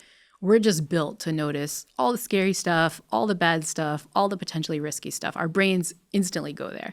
And that makes fabulous evolutionary sense. Like if there's a possibility that there's a tiger that's going to jump out or some sort of risky thing, you want your brain to lock onto it. Not as evolutionary beneficial to notice all the blessings in life, just all the good things. It doesn't really give you that much of a survival benefit to notice, hey, there's the absence of a tiger. We don't really know. There's no tigers around, right? In fact, it probably helps drive more motivation to go pursue resources. I mean, you could imagine an adaptive feature to lacking satisfaction. I mean, you could gain more resources in at a time where resources were presumably shared more in these small village formats. Yeah. I don't know. Do monkey troops share resources? Depends on the monkey. Depends on the monkey. Yeah. But just for like humans, depends on the human. True. Depends on the monkey. Yeah. But I think you're making a really critical point, right? Which is like, if we're noticing the negative, if we're noticing the bad stuff, we tend to fix it. But also if we're craving, if we're wanting, if we're kind of constantly in search of something, we get off our butts and go do stuff. I mean, Steve Jobs, in his parting words were stay hungry, stay foolish. Or maybe it was stay foolish, stay hungry, but stay hungry was definitely in there. And I realize he's not going to represent the epitome of what to strive for everybody, but he certainly held up as somebody who changed the world through the development of certain technologies. So we revere these people that are hungry for more. Yeah. Right. And it makes great evolutionary sense. Doesn't make as good happiness sense, right? What's one of the best ways to be happy? To just appreciate what you have, to notice and appreciate the blessings out there. But we got to push against this natural negativity bias to do this. So how do we do that? Well, it turns out that this is a spot where harnessing attention in the way we were just talking about can be really helpful. Just taking time to notice the blessings, notice kind of all the good stuff. It's often talked about in terms of a gratitude practice, although gratitude sounds kind of cheesy. I don't know. My friend Catherine Price, who I mentioned earlier, she has this practice that she calls a delight practice. We just notice delights in the world. I love the word delight. I walked in your studio, you had a picture of your bulldog, and I was like, that's a delight. That's so cute. It just Thank you for delighting in him. I delight in him too, even though he's dead several years now. Delight is a wonderful word. Yeah, and we can train our brain to notice them, right? You can literally have a practice where, put in your notes app on your phone, like a list of delights, or even better, pick a friend like I have with Catherine where you can just like text them delight. At the end of this, I'll, text like saw a really cute dog, delight, or heard this really funny song, delight. Then you get the social connection and the gratitude. But what that does is if you have this practice where you got to write down the delights, your brain starts to automatically be on the lookout for them. It becomes rewarding because you get to write this thing down. Now, all of a sudden, it can be a practice that you're sort of shifting your negativity bias to notice more of the good things that are out there. And there's so much evidence suggesting that people who naturally notice the blessings in the world are happier. If you do one of these kind of gratitude or delight practices, you wind up happier. Sonia Lyubomirsky has this lovely study where if you scribble down 3 to 5 things you're grateful for, or 3 to 5 delights, in as little as 2 weeks, you significantly improve your overall satisfaction with life. Right? I love that. Super free. So much so that because I accidentally interrupted. The comments always tell me I interrupt too much. It's out of interest. It's out of interest, I promise. If I could interrupt myself, I would. And I probably do from time to time. Could you repeat it's 3 to 5 things? Yeah, 3 to 5 things you're grateful for. I'm not sure if the number really matters, but it's committing to kind of noticing the good things in life and really trying to take a moment to notice how they felt, right? So if I do delight practices sometimes or gratitude practices, and it's things like my husband, these big things in life. But then sometimes it's like my morning coffee or like probably, seeing your cute dog. Like it's funny to see the picture. For folks that don't know Andrew's studio, it's a picture of his dog on a microphone. It's just very funny. It's a giant microphone. High quality photograph. Yes, he was actually standing on the table that I do my solo podcast from at the microphone. And his tag just happened to rotate a few degrees toward the camera just at that moment. So you could see his name, Costello, And I invite listeners to pause right now and notice what's happening to their face as you hear Andrew say that. Probably you're just smiling, right? You didn't even see this really cute photo, but you're also smiling. That's the power of delights, right? Not just noticing them yourself, but potentially sharing them too. And so this is another thought pattern practice that we can engage in, which is like, just train your brain to find these things. And what you'll find is that, there's a limited ratio of the stuff we can focus our attention on. And if we start shifting towards the delights from the hassles and the yucky stuff in life, now we're just kind of filling our brain with stuff that gives us a little more positive emotion. What I love about this conversation about gratitude is that I must say I do like the word delight more than gratitude. Gratitude sounds cheesy. It sounds a little hippy-dippy, I gotta say. Yeah. Well, I'm from Northern California, so I'm cool with hippy-dippy, even though I'm not a hippie. Punk rocker, not a hippie. Your Berkeley roots are yeah. I know, I'm from the other end of the Bay, the peninsula. I love the East Bay, but anyway, but the point is, it's not that the word feels soft. I need to think about this a little bit more. It's that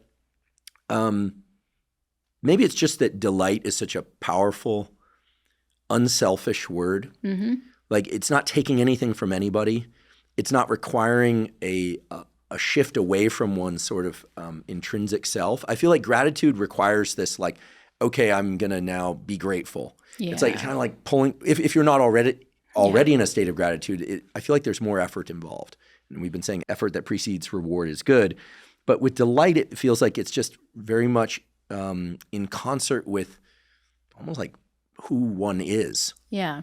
And like I delight in Costello. I don't expect everyone to delight in Costello. People who did, I delighted in their delight. Mm-hmm, so it was just, amplifying all the delight. But the thing that really strikes me about delight is that every example you gave, it's very rapid time scale. Mm-hmm. Like I will say I normally drink yerba mate during these things, which I delight in. But today I decided I haven't had coffee in a while. Mm-hmm. Took a little break from it for no particular reason. And I had a single shot of espresso. And I was thinking to myself, this is really good. This is delightful. So this is a fast time scale. Maybe it was the fact that I haven't had it in a little while. Mm-hmm. And it's just really fast. No one suffers. Mm-hmm, mm-hmm. It's all gain. Yeah. And so it runs a little bit countercurrent to what we were talking about before, which is the requirement for effort to precede the reward. Yeah. Delight feels like a very smooth road to a reward that's all net positive. And as you said, these delights are available throughout the day. And it requires just noticing something inside and outside. Whereas I feel like with gratitude, I love gratitude practices. The data are incredible. Yeah. It is anything but squishy. There's like a real power tool for shifting one's state of mind. That's clear from the literature. But the gratitude thing, I feel like requires an almost like a formalization. Like, okay, I'm going to be grateful now. Whereas delight, you're just kind of on the lookout for things that spark you and make you reflexively smile. Yeah, and I think and the few things are better than that. Yeah, and I think it's really sensory, in the way we were talking about before, right? It gets you back into being present. Most of these delights are something you taste or you experience or you see that's funny. There's a really lovely book by the author Ross Gay called The Book of Delights, and he used a delight practice where every day he not only had to find a delight but write a short essay about it because he's an author. And it's just hilarious. It's like one of my favorite books. And you just kind of go through, and it's really strange things. It's like, when does he, notice the flowers? He notices lilacs. And he has this whole idea of one delight is purple flowers. Why are there so many purple flowers? There's purple flowers everywhere. He also has a delight in music. He really likes the 80s band El DeBarge, from the beat of the rhythm. I'm vaguely familiar so with it's like, it. and he talks about his love of DeBarge. And you can kind of have this connection with other people's delights. And it's silly. They're just silly things. But the fact that we've noticed them, I mean, again, there's a listener's probably experiencing right now, if you pay attention, a little bit of positive emotion, right? If you're driving around your car, feeling a little stressed out in traffic, you can kind of take a breath. And so that's the power of the practice. You're shifting your emotions because you're noticing these good things. You're noticing the good things, which is great because you're sort of training your attention to get there. And you're sort of forming this habit to shift that negativity bias that's sort of built in, but isn't really making you as happy as you could be. I'd like to take a quick break and thank one of our sponsors, David. David makes a protein bar unlike any other. It has 28 grams of protein, only 150 calories, and 0 grams of sugar. That's right, 28 grams of protein, and 75% of its calories come from protein. These bars from David also taste amazing. My favorite flavor is chocolate chip cookie dough. But then again, I also like the chocolate fudge flavored one, and I also like the cake flavored one. Basically, I like all the flavors. They're incredibly delicious. For me personally, I strive to eat mostly whole foods. However, when I'm in a rush, or I'm away from home, or I'm just looking for a quick afternoon snack, I often find that I'm looking for a high quality protein source. With David, I'm able to get 28 grams of protein with the calories of a snack, which makes it very easy to hit my protein goals of 1 gram of protein per pound of body weight each day. And it allows me to do that without taking in excess calories. I typically eat a David bar in the early afternoon or even mid-afternoon if I want to bridge that gap between lunch and dinner. I like that it's a little bit sweet, so it tastes like a tasty snack, but it's also giving me that 28 grams of very high quality protein with just 150 calories. If you would like to try David, you can go to davidprotein.com/Huberman. Again, the link is davidprotein.com/Huberman. I've long been interested in shifting one's emotions and when that feels good, when it is good, and when it doesn't feel good. Mm-hmm.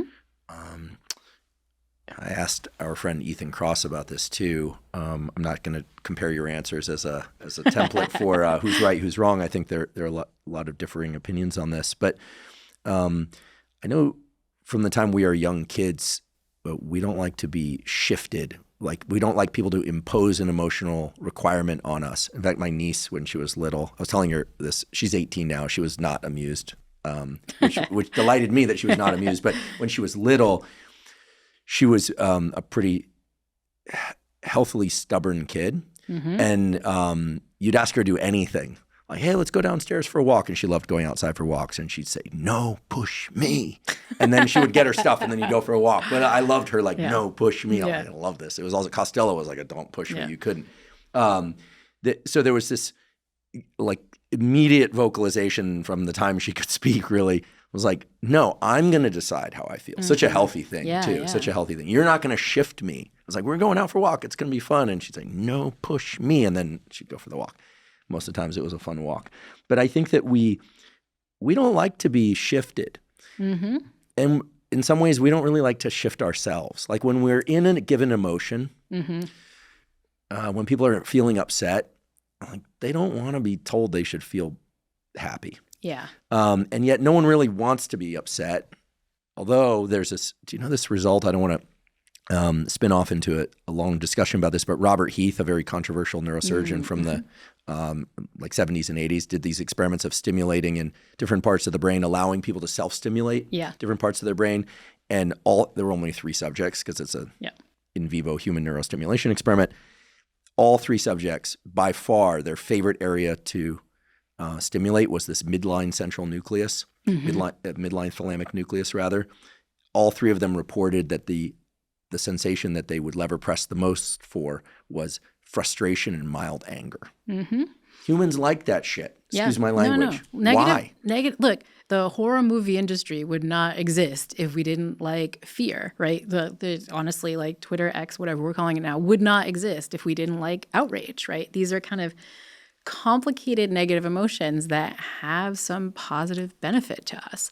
And I think that this is something that people get wrong when they hear my line of research. I tell people like, oh, I teach this class about happiness at Yale. And people will say like, oh, you just want everybody to be happy. You sort of embrace this toxic positivity. And I'm like, no. Toxic positivity? Toxic positivity. Yeah, it's this idea. I mean, you kind of see it in our culture right now. It's the sort of good vibes only, right?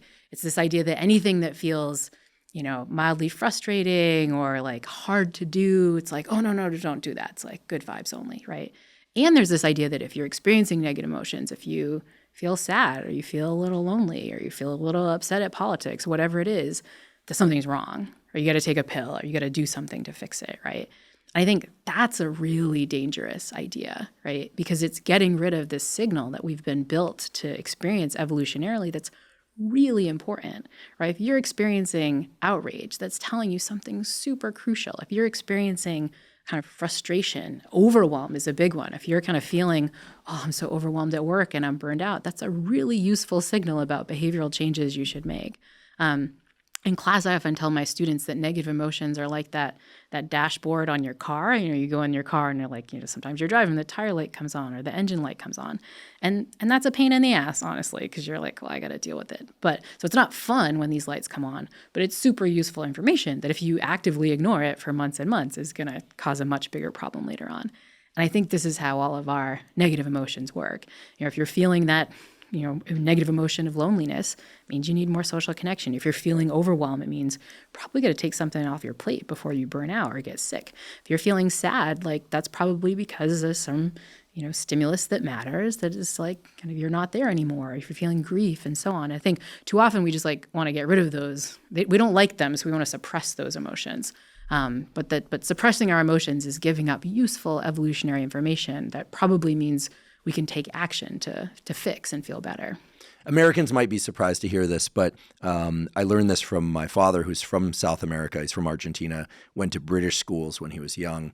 And he told me when I was probably 10 or 12, I can't remember exactly how old, he said, in the British formal school system, if you act too happy, people accuse you of being stupid. Mm-hmm. To be gleeful or happy. Yeah. And I said, now I would say, well, they're perfectly fine being happy when they're drinking. I will say that the after-work alcohol culture in London. 5:14 p.m. crowd. They drink I don't know if it's still the case, but they drink a lot. And then they get very outwardly happy.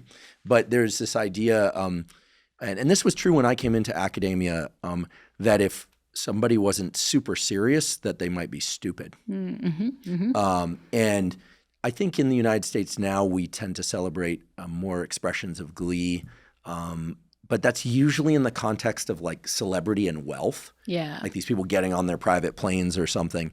But I think there's still some elements to this that we internalize, that if you're happy that you're not worrying about something. If you're not worrying about something, then you're ignoring the woes of the world, maybe even the threats that are all around you. Mm-hmm. And so in some ways we are conditioned to always want to be happy. There does seem to be one message, but then we also get the conflicting message that to be happy is to be ignorant of what's really happening, if not to you, then to other people, and therefore you're not fulfilling your role in society. So who are you to be happy all the time? Yeah. There's a lot of judgment written into this thing around happiness, I'm realizing. Yeah, totally. And I think you're bringing up something that I actually worry about a lot, right? Which is that hypothesis correct? Is it the case that if you're feeling happy, you just ignore the woes and all the terrible stuff in the world? Because then I'm creating a whole generation of Yale students who are going to not fix the bad problems of life.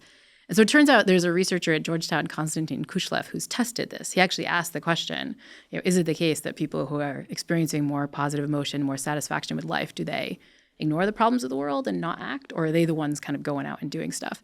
And so he did this in a couple different contexts. He looked for social justice causes. I'll tell the climate version.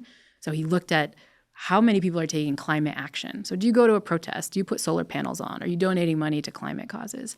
And he finds that the people who are really climate anxious, they tend to have less positive emotions. You're really worried about climate change. You tend to be more on the depressed, anxious side.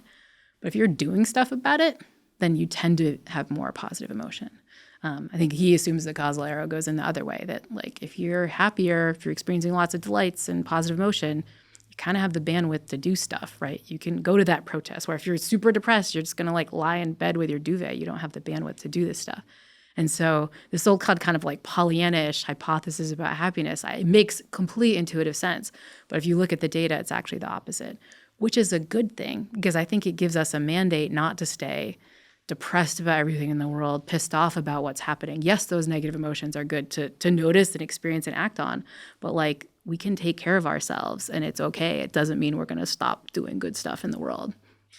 I have a family member. She's wonderful. She saves animals constantly, and she knows that she has an excessive number of animals, but she's from the East Coast. She's from New Jersey. And the other day she told me, she goes, I like your podcast, but, sometimes you'll have these guests on that are clearly from the West Coast, and you guys get into this real like West Coast California squishy stuff, and I just can't listen to those. And I said, I won't say her name, but for sake of privacy, but and she said, but I really like it when, even if the topic is about something kind of squishy, if the person's from the East Coast, then like I believe what they're saying. And I said, and she goes, yeah, out there you're into this and that. And I said, well, out there in New Jersey, language is kind of a weapon. She goes, it's absolutely a weapon, So I do think there are these even local cultural things, like people from the Midwest. To me, I don't want to, stereotype, but there's every time I go to the Midwest, I must say that there's an etiquette. People are just so polite and kind. Yep. So the level of sort of mean level of decency is much higher than it is, say, in California. Mm-hmm. In California, there's some other things that are wonderful that are lacking elsewhere, and on the East Coast and so forth. But yeah, I think one can overgeneralize, but I think that the reason I raise this is that maybe we all need to pay a little bit of attention to the messages that we internalized in our family and our culture growing up, and ask ourselves whether or not our degree of happiness or lack thereof is, by some programming, literally social programming that we've internalized. Because I grew up in a home where cynical humor was rewarded. And I've learned over the years, in part through discussions with Jamil Zaki and others, like I'm working on it. Not all my humor is cynical, but I don't like cynicism. It bums me out. Yeah. It doesn't feel good. And I realize it doesn't feel good. I love delight, but I don't like cynicism. That's just me. And for the cynics out there, like, cool, do you. But I think we have to pay attention to kind of like where our set point is with this stuff. Because some people are like sitting real in the no push me, and they want to be unhappy. Yeah. Right? We're heading up on the holidays here, so like Scrooge, right? Yeah. And other people, they're not feeling good. They want to be happy. And then other people really are just like no worries. I mean, down in Australia, it's all no worries. And what do they say in Costa Rica? Pura vida, yeah. Which means it's like the kind of good life, chill life. Yeah, everyone's just telling each other like how great life should be all day long. Yeah, yeah. I mean, I think you're getting at a really important issue, right? Which is like, do we have a happiness set point? And kind of, if we do, where does it come from, right? In your example, of kind of growing up cynically and having these kind of cynical messages, it could be that was some sort of, maybe epigenetic thing, right? You're around all these people that are cynical and you learn how to do it, right? But it could be more of the like genetic side. Maybe there's some pre-programmed, sense of your negativity bias or something.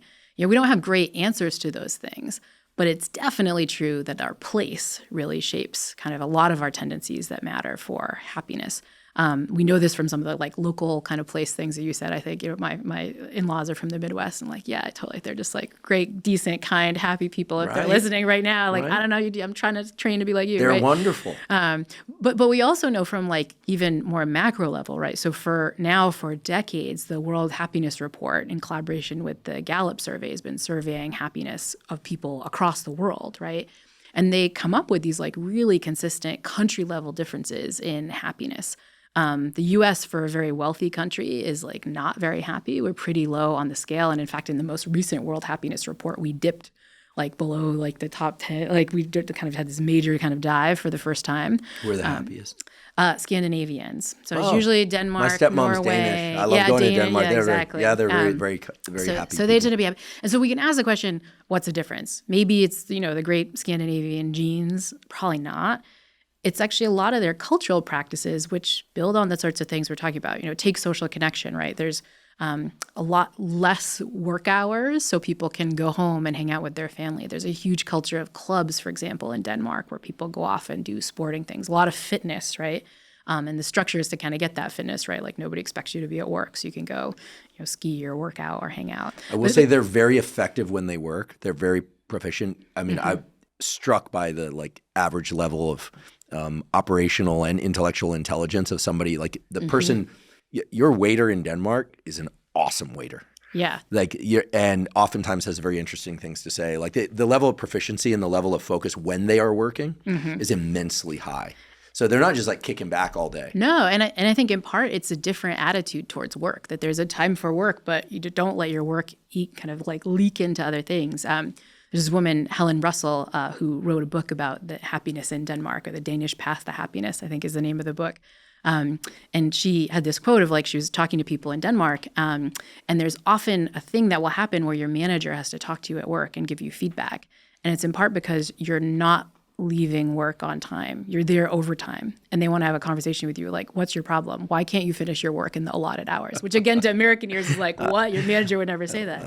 I love it. But that's the social thing. But country level happiness is also affected by some of the thought patterns we talked about, like the Scandinavians, even though it's like cold and dark and nothing like it's here in California with you right now, they take joy in these tiny moments. This idea of hygge, right? Hygge, hygge, where you notice the warmth of your coffee or have these candles or things. It's a society that's really focused on presence in a really rich way. I love that. Like I said, my father's Latin. He's from Argentina, and he married a Danish woman. And I would say much of their life is about cherishing and delighting in these small things. Yeah. The everyday things. Yeah. I think that's, dare I say, I think that's one of their major points of convergence. I'm sure there are others, but that's a major point of convergence. I think, growing up in the United States, I sort of internalized this idea that, you're supposed to figure out who you are and go do big things. That was the message that I internalized. Part of that was the high school I went to. It was a super competitive high school, and kind of people I tended to surround myself by. But I think for some of us, the effort is in trying to learn to appreciate the little things. Having a dog, and we have to talk about dogs, please. because you've actually studied dogs extensively. Dogs and non-human primates in a natural setting, and the other old world primates, humans. People talk about how dogs are just present. They're not thinking about the past. They're not thinking about the future. I'd like to challenge that just for a second. This isn't the cynic in me. This is the scientist in me, and I'm genuinely curious. How do we know that dogs aren't thinking a little bit about the past or the walk they're going to take later that afternoon? Do we know? I mean, they have a prefrontal cortex that can anticipate things. They have a memory system. They have a hippocampus and a cortex that can remember things. So how do we know that our dog isn't sitting there, trying to glean as much sunshine as they can on their belly through the window, but maybe they're thinking like, gosh, like when are they going to finish doing whatever it is they're doing so we can go outside and play ball? Yeah, it's such a hard question. And I mean, I think it's one that every dog owner has really wondered about, right? I've thought about this question actually more in the monkeys, right? Who, we can fight about dog neurobiology, and they've got some of the stuff, but like they're kind of distinct, the tiny, walnut brains rather than like primate dogs brains. Let's just say that, well, first of all, dogs have, as far as I know, one of the most dramatic ranges in body size within a given species of animal. Yeah. So Chihuahua, Great Dane. I think it's the dosing of IGF-1 that regulates body size in dogs. It's a beautiful cover of Science magazine that we can put a link to with a Chihuahua and a Great Dane. And it's just like, whoa, same species. But they have relatively small brains relative to their body weight size regardless. And if you look at what the brain's doing, a lot of it is sensory. I mean, a lot of it's olfactory, right? It's not the ruminative thinking about stuff that we kind of have like expanded a lot in the primate brain. Not a lot of prefrontal cortex. Not a lot of prefrontal stuff cortex. Right behind your forehead, folks, is the part that allows you to say shh to your impulses, to quiet your impulses, suppress them, and also context-dependent learning and planning. So what to do, what to say, what not to do, what not to say in a given environment. There's a lot in your brain about that is controlled by so-called executive function, the sort of conductor of the whole thing. And you're saying dogs have a pretty limited real estate there. They're limited. And if you think about what that real estate does, it can kind of do that shush, it can take you out of the moment. But they're kind of related parts of, kind of cortex close by that's doing a lot of the work of thinking about past episodes, thinking about what other people are thinking about counterfactuals. This is what humans are doing. This is what humans are doing, like the human big version of this, right? And And this is the kind of stuff that gets us into trouble when it comes to presence. I think the dog's walking around, it's like, I don't know what it's sniffing, like hydrant, hydrant, hydrant, like dog, dog, person, person. And I think it's there because it doesn't have as much circuitry to be like, well, this hydrant's not exactly as good as the other hydrant I smelled before. Like, what would, Bob, the other dog, be thinking of this hydrant right now? I think. Or they're still laughing at so-and-so from the dog park incident 2 weeks ago, Exactly. Right? So much of human negative interaction is like humans exchanging good and bad information about other humans. Oh, totally. And it's like kind of the basis of, not all, but a lot of social media. Yeah, and a lot of our rumination is us thinking about the other information that people have about us, right? Kind of when in fact we have no idea what people are thinking. Exactly, right? yeah. And so, I often think about this. So in Buddhist circles, there's this discussion of the monkey mind, by which they mean the part of your mind that when you're trying to be present and focus on the moment, especially in practices like meditation, kind of runs off somewhere. That's your monkey mind running off, and you need to kind of yank it back by the tail or something. And I've always thought that was a real kind of unnecessary diss to monkeys, because my sense is at least the rhesus monkeys, which is the species I worked with, they seem a lot more like dogs than humans. I work with this group of monkeys on a field site called Cayo Santiago. It's this island off the coast of Puerto Rico, and it's home to 1,000 free-ranging rhesus monkeys. So we can do our studies and just kind of walk around with these monkeys who are kind of living freely. And you see them, and they just, I'll sometimes sit near a monkey who's like sitting there looking out into the ocean and just sitting there. And I'm like, I bet what's going on in his head is not that human Buddhist version of the monkey mind where he's like, what about this ocean? When do I have to go home? I have to cook something. Oh, what did my husband say to me? Blah, blah, blah. It's not that. I think the monkey's version is just like ocean. Like it's just there. And or even better, like Costello, I used to look at him and think, what's going on in that brain of his? And then I realized it's probably, and this is a I wouldn't consider myself a neurophysiologist, but I've done certainly a fair number of recordings from the live brain. And I'm guessing most of what was in there is what we call hash, not the drug, but it's background white noise. Mm-hmm. Yeah. That's the sound you hear on the audio monitor when there's no clean signal to noise. Mm-hmm. I'm guessing it's just hash, like. Yeah. I wonder if the term monkey mind, well, here, I'll just come clean. I always thought that monkey mind was this image of a little monkey swinging from tree to tree, and that it's the adjective sort of superimposed on the human brain. So, excuse me, it's the verb of the moving monkey transformed into an adjective judgment about the human brain. But it's so sad if you're a monkey. Like, I think if monkeys had frontal cortex and talked to us, would be like, don't blame us for your exactly. It's the human brain part of the brain that's it's like bird around, brain. So, yeah, exactly. Somebody who really appreciates raptors and diving birds. Think about the computations diving birds have to do. They have to adjust for the refractory index of the water. So where they see the fish is not where the fish is. And so when people say bird brain, I'm like, oh yeah, listen, don't get me started on Corvid cognition. Those guys are the smartest. Smartest guys. So monkeys, but you're making me realize. I always thought rhesus macaques, which are old world primates like us, or we're like them, that they had a fair amount of prefrontal real estate in their brain, such that they could think and strategize and plan. I mean, if one just watches one episode of that Netflix special, which I love, which is Chimp Empire, there's all this stuff about who's in power, and then they're going to team up, and then they're going to wait a few days until that one's injured, and then they're not going to groom the other one, and boom, there's an overtime. I mean, like very complicated. It's chess, not checkers for old world primates. Yeah. I think there could be a big distinction between what chimpanzees are doing. I mean, they're our closest, tied with bonobos, our closest living relative. That was like 30 million, it wasn't so long, right?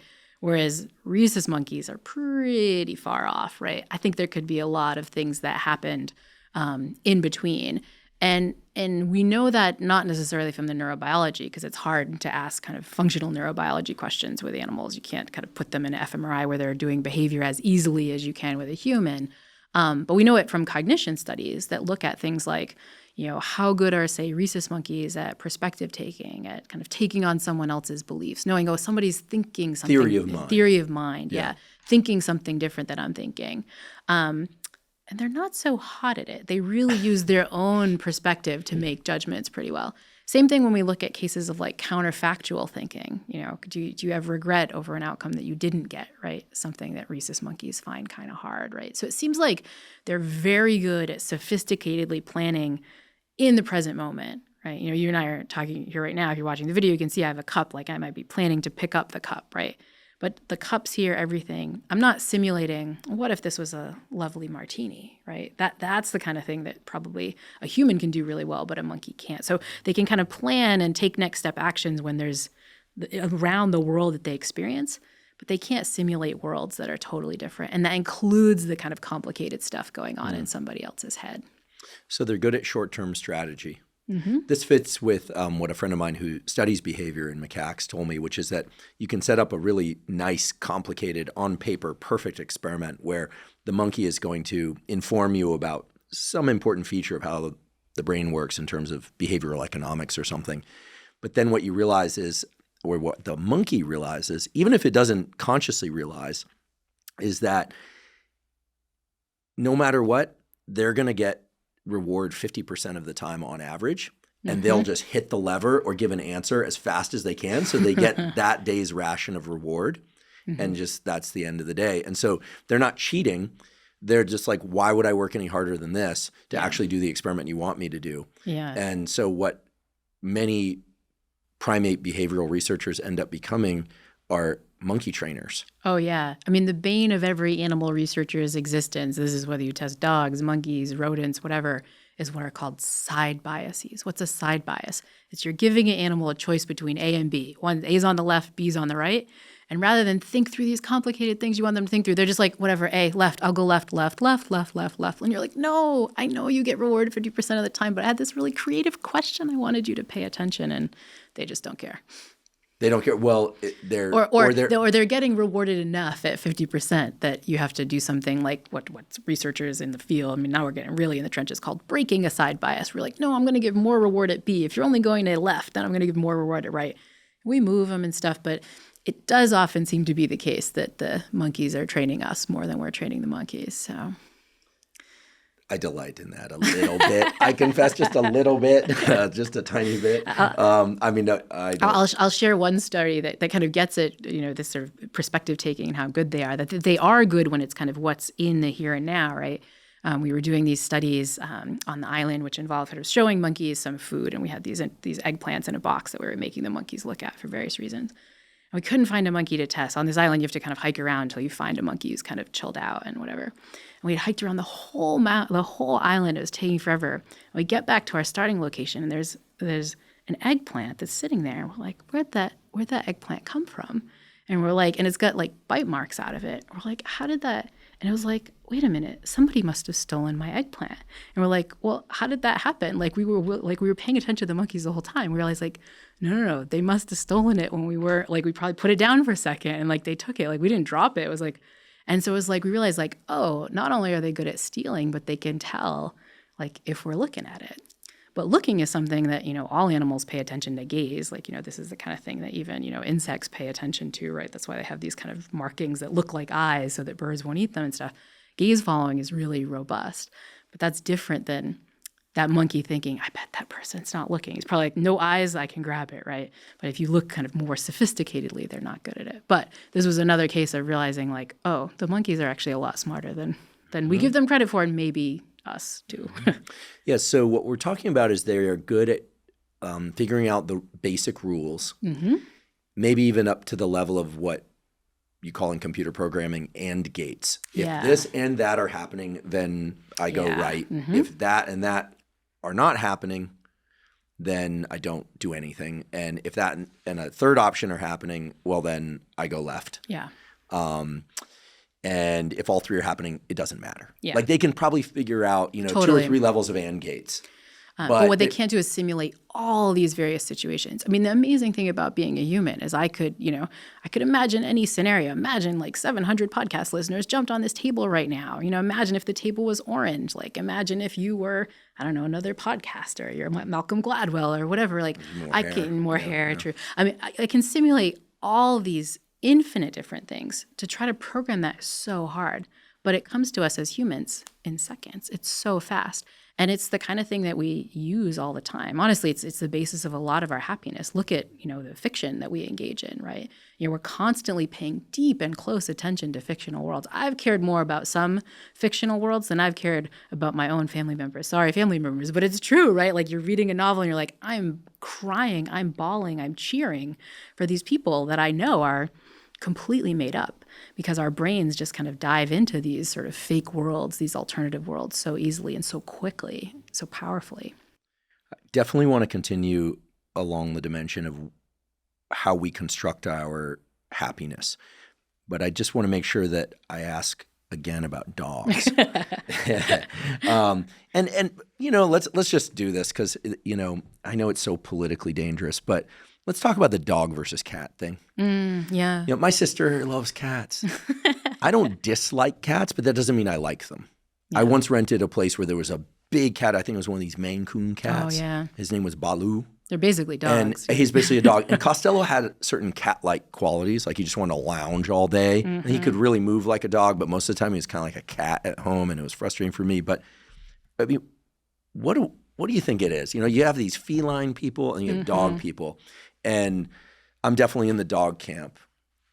But one of the reasons I love dogs is I assume they're in the present, but mostly it's the unconditional love. But what do you think it is, this dog-cat thing? I mean, cats are presumably in the present as well. Yeah. They don't make long-term plans, and if they do, they don't actualize those plans. So why is it that some people feel that cats are like nasty animals that are plotting against them, and some people delight in cats? Yeah. I don't have great data on it, but my sense is it gets back to the unconditional love idea. The cat, like if you're the kind of person who craves the unconditional love, you wind up being more of a dog person. Yes. But if you like what was it that was it your niece? Yeah, my niece, yeah.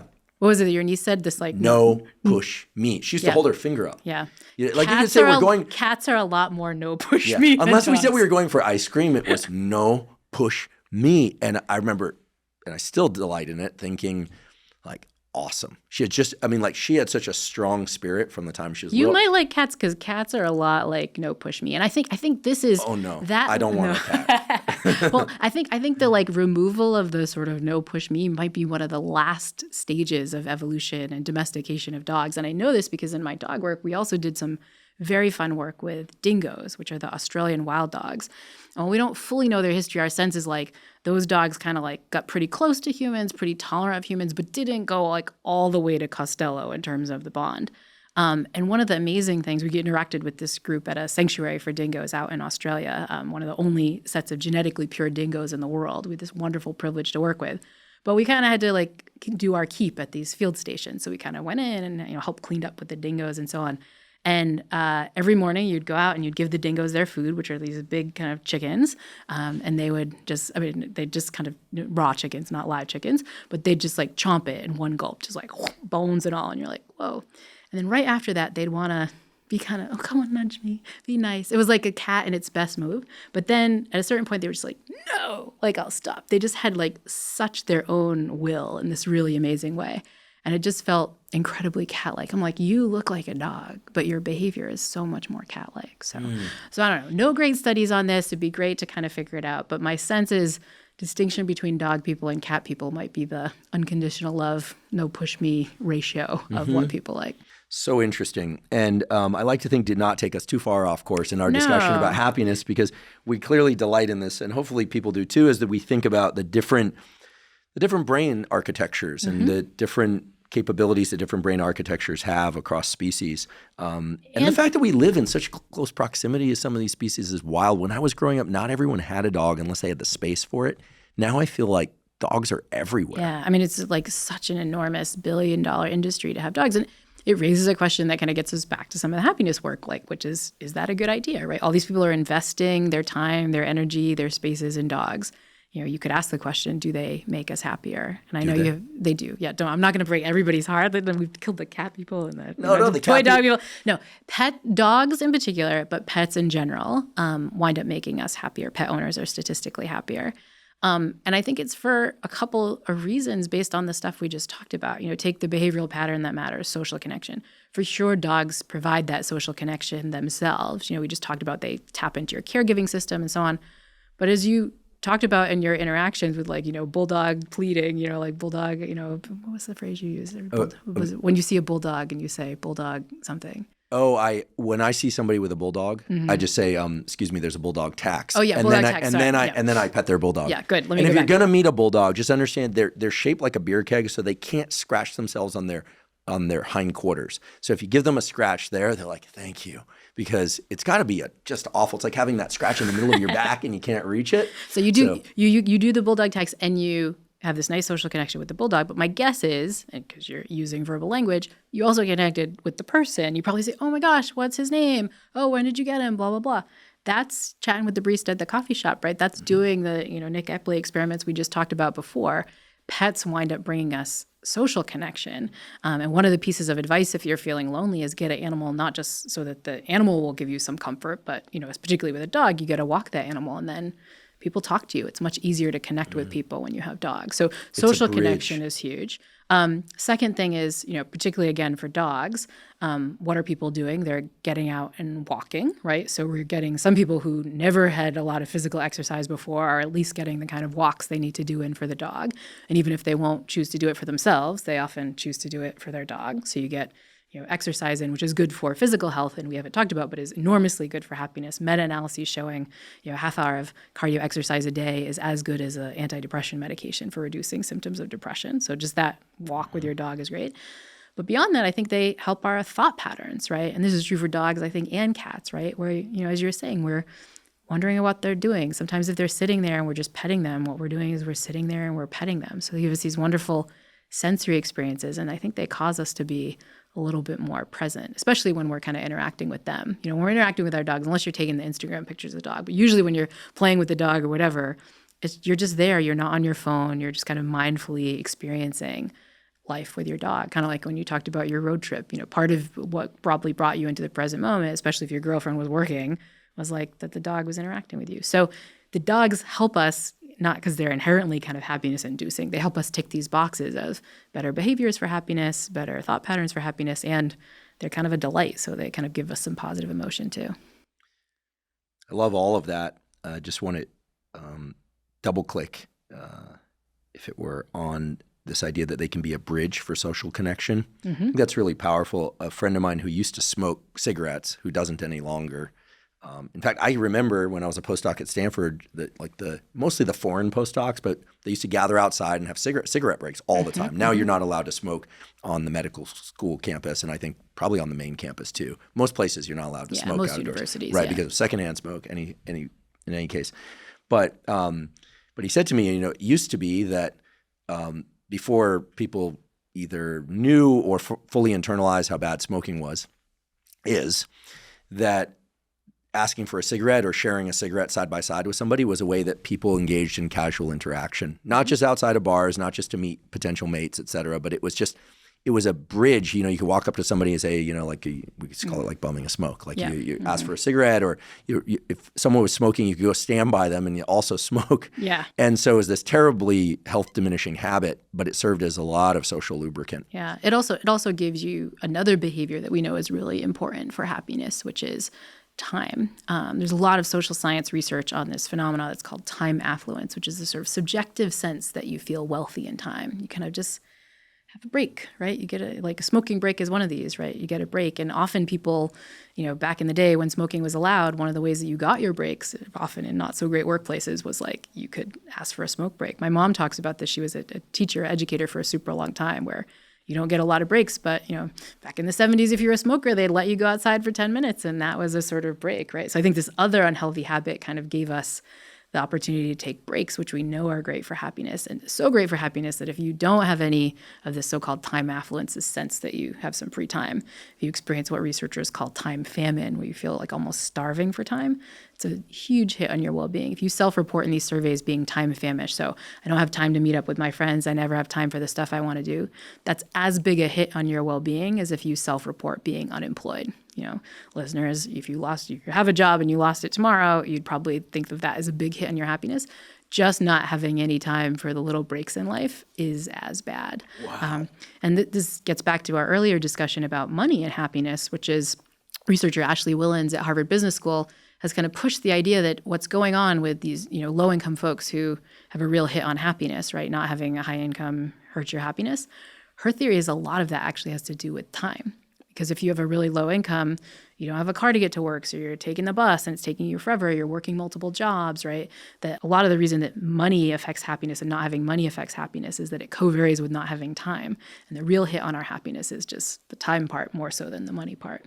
So we need to be in pursuit of things, we need to work, but we also need some free time. We can't have too much free time or too much work, basically. And the sweet spot is often hard to maintain or even know what that sweet spot is. Yeah, I think that this term kind of time affluence and what researchers mean by it is helpful here, right? It's the subjective sense that you have some free time. It's not I objectively go into your calendar and you show me how many open blocks there are. It's your sense that you have a break. And this provides an interesting hack that we can use to get more of it, right? Which is that we can kind of just frame things as having more time.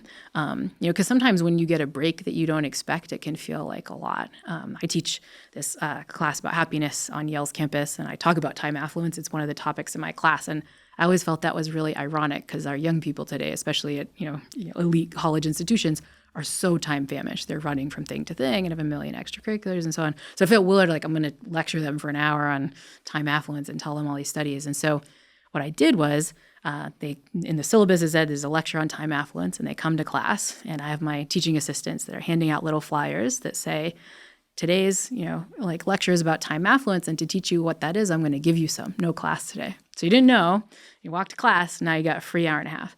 And it just happened to be one of these unusually warm, California-esque days in New Haven where it was sunny out. So kids, got a bubble tea with their friend, or some of them went on a hike near the local, state park. And one of the students I remember burst into tears when she got this form. And she said, this is the first free hour and a half I've had for the last 3 months, Wow. They're that stressed. They're that stressed. But what I find interesting about this is I didn't give them a month off vacation, right? I gave them an hour back unexpectedly, and it felt like it was huge. And Andrew, I don't know your schedule, but sometimes my schedule can be so overwhelmed and so packed that, there's a half-hour meeting that gets canceled. I'm just like, oh, and the relief, I feel like I could learn a new language. I could, you just feel like, but it's a half hour, right? And I think this is a hack we can use for ourselves, right? Listeners right now, go on your calendar a few months from now and just take months away, pick an hour period and just write in Huberman lab time affluence and just don't put anything in that. And my guess is when you get to that hour that you've scheduled months later, you'll just be like, oh my gosh, this feels great. We can kind of gift ourselves these little windows of time. Another hack we can do is to make good use of the free time we do have. And this is kind of a puzzle, something that I found unexpected when I saw the data on this, which is that it turns out we actually have more free time now than we did 10, 15 years ago, if you add it up. Not just kind of post-COVID, but in general, we've been getting more free time. However, the free time we have is cut up differently. It's in smaller chunks. It's 5 minutes when that Zoom meeting ends a little earlier, 10 minutes if your kid falls asleep early or whatever it is. And we don't think it's that much, so we just kind of blow it. But if you add it up, it winds up more than people in past decades have had, and probably good time that we could use for stuff. And so these little chunks of time are what the journalist Bridget Schultz calls time confetti, which I think is such a great image of it. It's this little, 5 minutes here and there, but you can do a lot with those minutes if you add them up. We just have to use them a little bit more intentionally, right? And that could be, for some of the stuff you talk about in this podcast a lot, use that, you do the 7-minute New York Times workout, do the kinds of things we're talking about. That's the time you text your friend and have a delay, or get some sunlight. Mini walk outside, right? Walk in sunlight, huge. Or problem is, what do we do when we get the time confetti? Or what do I do when I'm in a bad moment? Pull out our phone, check our email, scroll through. It's again, this sort of NutraSweet dopamine hit that's not being effective. So if you feel really overwhelmed and you objectively don't have a lot of time, remember that the time confetti that you already have, it's already sitting there. It can be really valuable if you use it well. Super important, because I think the filling of those spaces with what I love the analogy to NutraSweet or artificial sweeteners is, it's going to taste like it's providing some sort of nourishment, but it's probably just creating a more sense of craving and want at some level. Would really like to talk about reward circuitry, just thematically. Listeners of this podcast, and even if they've never heard one of these podcasts before, are probably familiar with the word dopamine. We've talked about it a bit. And as we were talking about earlier, everything about the dopamine reward circuitry, which of course includes other chemicals too, is based on prior experience relative to current experience relative to anticipated outcome. What's sometimes referred to as reward prediction error. Think something great's going to happen, something great happens, great. Think something great's going to happen, something less than great happens, sucks way more than you would anticipate. Think that something not so great is going to happen, something so-so or great happens, huge reward. Novelty, surprise brings the positive novelty, and surprise brings the biggest rewards. And this is what I would like to kind of paint as the backdrop. Think about it as a conceptual mural behind us as I ask the question, maybe, just maybe, we're not supposed to be happy all the time, or maybe even all that often. And when we're feeling not so great or even lousy, provided it's not dangerous levels of depression, maybe we should frame that as the backdrop for the greater happiness that will come when we start to emerge from that lousy state. Now, some people would say, well, now you're just kind of using neurobiology to, twist around what would otherwise be a lousy experience and tell me that it's good for me. No, what I'm trying to say is, people want to be happy. I think we'd all love to be happy all the time, but we're not wired to be happy all the time. And maybe the feelings of happiness can't exist unless they have contrast with these neutral or negative emotion states that we call, feeling lousy, feeling anxious, et cetera. And I realize I can pose long questions, but I just want to provide a little bit more context for the moment, which is that every circuit in the brain, our ability to see light, literally, depends on the contrast with the so-called off circuitry, which is the circuitry in our visual system that perceives darkness. We need contrast to be able to see light. Everything's push-pull. Hunger, satiety, cold, heat perception, go, no-go. It's all push-pull circuitry in there. Why wouldn't happiness have a push-pull relationship with unhappiness, or at least neutral affect? Yeah. Well, I think it does. I mean, you're giving a neurobiological explanation for what psychologists in this field of positive psychology have referred to as what's called hedonic adaptation, which is a fancy way of saying we get used to stuff. You grab the, delicious ice cream cone, or Huberman. We do a delicious salad, really healthy, but it's healthy, tasty salad, right? Start eating it. First bite is like, this is awesome. I'm so into it. It's great. Bite number 2, a little bit less awesome, a little bit less awesome. By the 10th bite, it's not because you're full or you're feeling disgusted. It's just like that sensory experience, you've gotten used to it, right? It's just no longer as interesting. Walk into a bakery. Yeah, exactly. It smells amazing. Spend 5 minutes in the bakery, 10 minutes in the bakery, you attenuate, you habituate. Yeah, which is great. I mean, you wouldn't maybe want to be firing, your neurons would get all exhausted and stuff, but it's in one way terrible for happiness, another way very good for happiness, but in a major way terrible for happiness, which is the following. Every good thing in life, if it sticks around, becomes kind of boring over time. You're just kind of used to it. I use the example sometimes of, the first time your partner said, I love you, or if you had a kid, the first time your kid said, mommy or daddy, that feels amazing, right? But last week my husband said, I love you. It's like, whatever, I'm just used to it, right? Last week when your kid was like, I love you, mom, mommy, you don't care, right? The most amazing thing in life, if it gets repeated, just becomes boring. And that sucks because, you like the most amazing things in life to kind of keep being awesome. It's pretty sad that we don't have it, right? This has a flip side, though, which is very good for happiness, hedonic adaptation, which is the most terrible thing in life can happen. And over time, you get used to that too. So your partner breaks up with you. You find out you have a chronic disease, right? Just something really bad happens. Day 1, when you find out that piece of information, it is awful. But day 2, yeah, it's still awful, but that's just your life. And then over time, it kind of gets better. There's a very famous study in the field of happiness science that tried to look at this with people who experienced a really great event, in theory, winning the lottery, and people who experienced really bad events, real events in life, becoming paraplegic. So you used to be able to walk, and now you've lost the use of your legs. You survey happiness in people who haven't had these experiences, and you ask, predict how bad it would be to have this. And people say, day 1 of winning the lottery would be really great, and a year from that point, winning the lottery would still be just as great. It'd be awesome. Same thing with paraplegic. Moment you become paraplegic, that day is a really crappy Thursday, but a year from then is still just as crappy. And what you find is people, on the day you become paraplegic or the day you win your lottery, like that's a big shift in your contrast, right? The day you win the lottery is an awesome Thursday. The day you become paraplegic is terrible. But a year from then, it turns out your happiness is no different from baseline from the day before that event happened, right? Statistically. And that is shocking, right? Like I know these results, I can quote the paper, but like if you told me today, Laurie, you walk out of the studio, you get hit by a car, you're paraplegic, how would you feel in 2026? I'd be like, my life is still really crummy. But statistically, that's just not going to happen. What does that mean? That's kind of good news about hedonic adaptation for happiness. That means the worst thing possible could happen to you, and you have all these processes that are just going to get used to it over time, and it's going to be okay. And I think this is an important aspect of our psychology that we forget. I think sometimes we have opportunities to do things in life that are a little risky, something we might try out that we might screw up or fail at or that we'll be bad at first. And we don't do it because we're scared. We're making a prediction of like, oh, well, if I failed or if I screwed that up, I'd just be unhappy. But actually, all these mechanisms that we have of hedonic adaptation means those things aren't going to affect you for as long as you think. So I think the contrast hypothesis about happiness is real. Good things don't stay good things over time, but the bad things don't either. But we still want the good things to stay good over time. And so that raises a question of how we can do that. And Liz Dunn, whose work I've mentioned before, she likes to use this phrase that scarcity engineers happiness, right?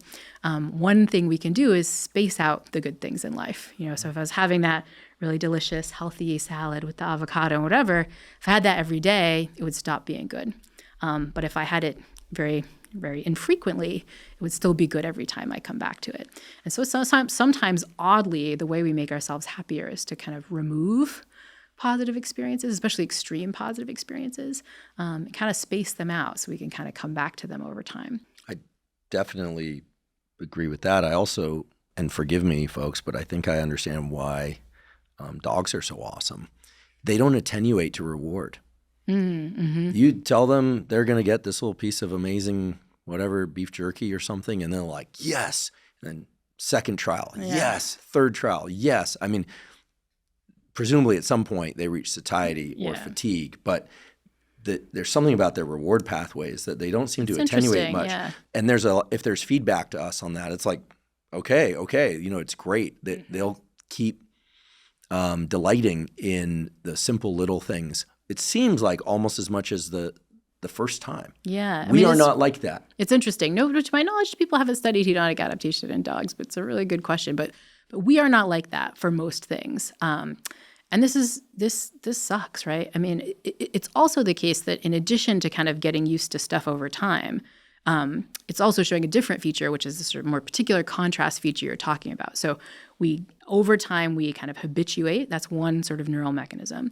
But another is the one that you mentioned, which is about the contrast, right? And that's what you see you see both of them, say, in the light perception, right? If I show you the same light over time, you're going to habituate. That's hedonic adaptation. Literally, for folks listening, it literally disappears. Yes. If I set up the right experiment, Russ and Karen Develoy at Berkeley years ago did these beautiful experiments. You look at like a grating of light projected onto a wall, and if you can stabilize the eyes so that they're not moving around, it literally will disappear. Yeah. And same thing with an odor, same thing with touch, right? Like I wasn't thinking about my contact with the chair. And same thing with happiness, my deliciousness of salad. Habituation, attenuation, these are technical terms when you really get down into it. And the push-pull, antagonism between light and dark, the smell, yes, no, on, off, push, all of it, go, no, go. Every single aspect of the nervous system functions this way. Yeah. Flexor, extensor in the musculoskeletal system. But that gets to maybe what I would think of as different. So hedonic adaptation is the same stimulus over time, like almost like habituation.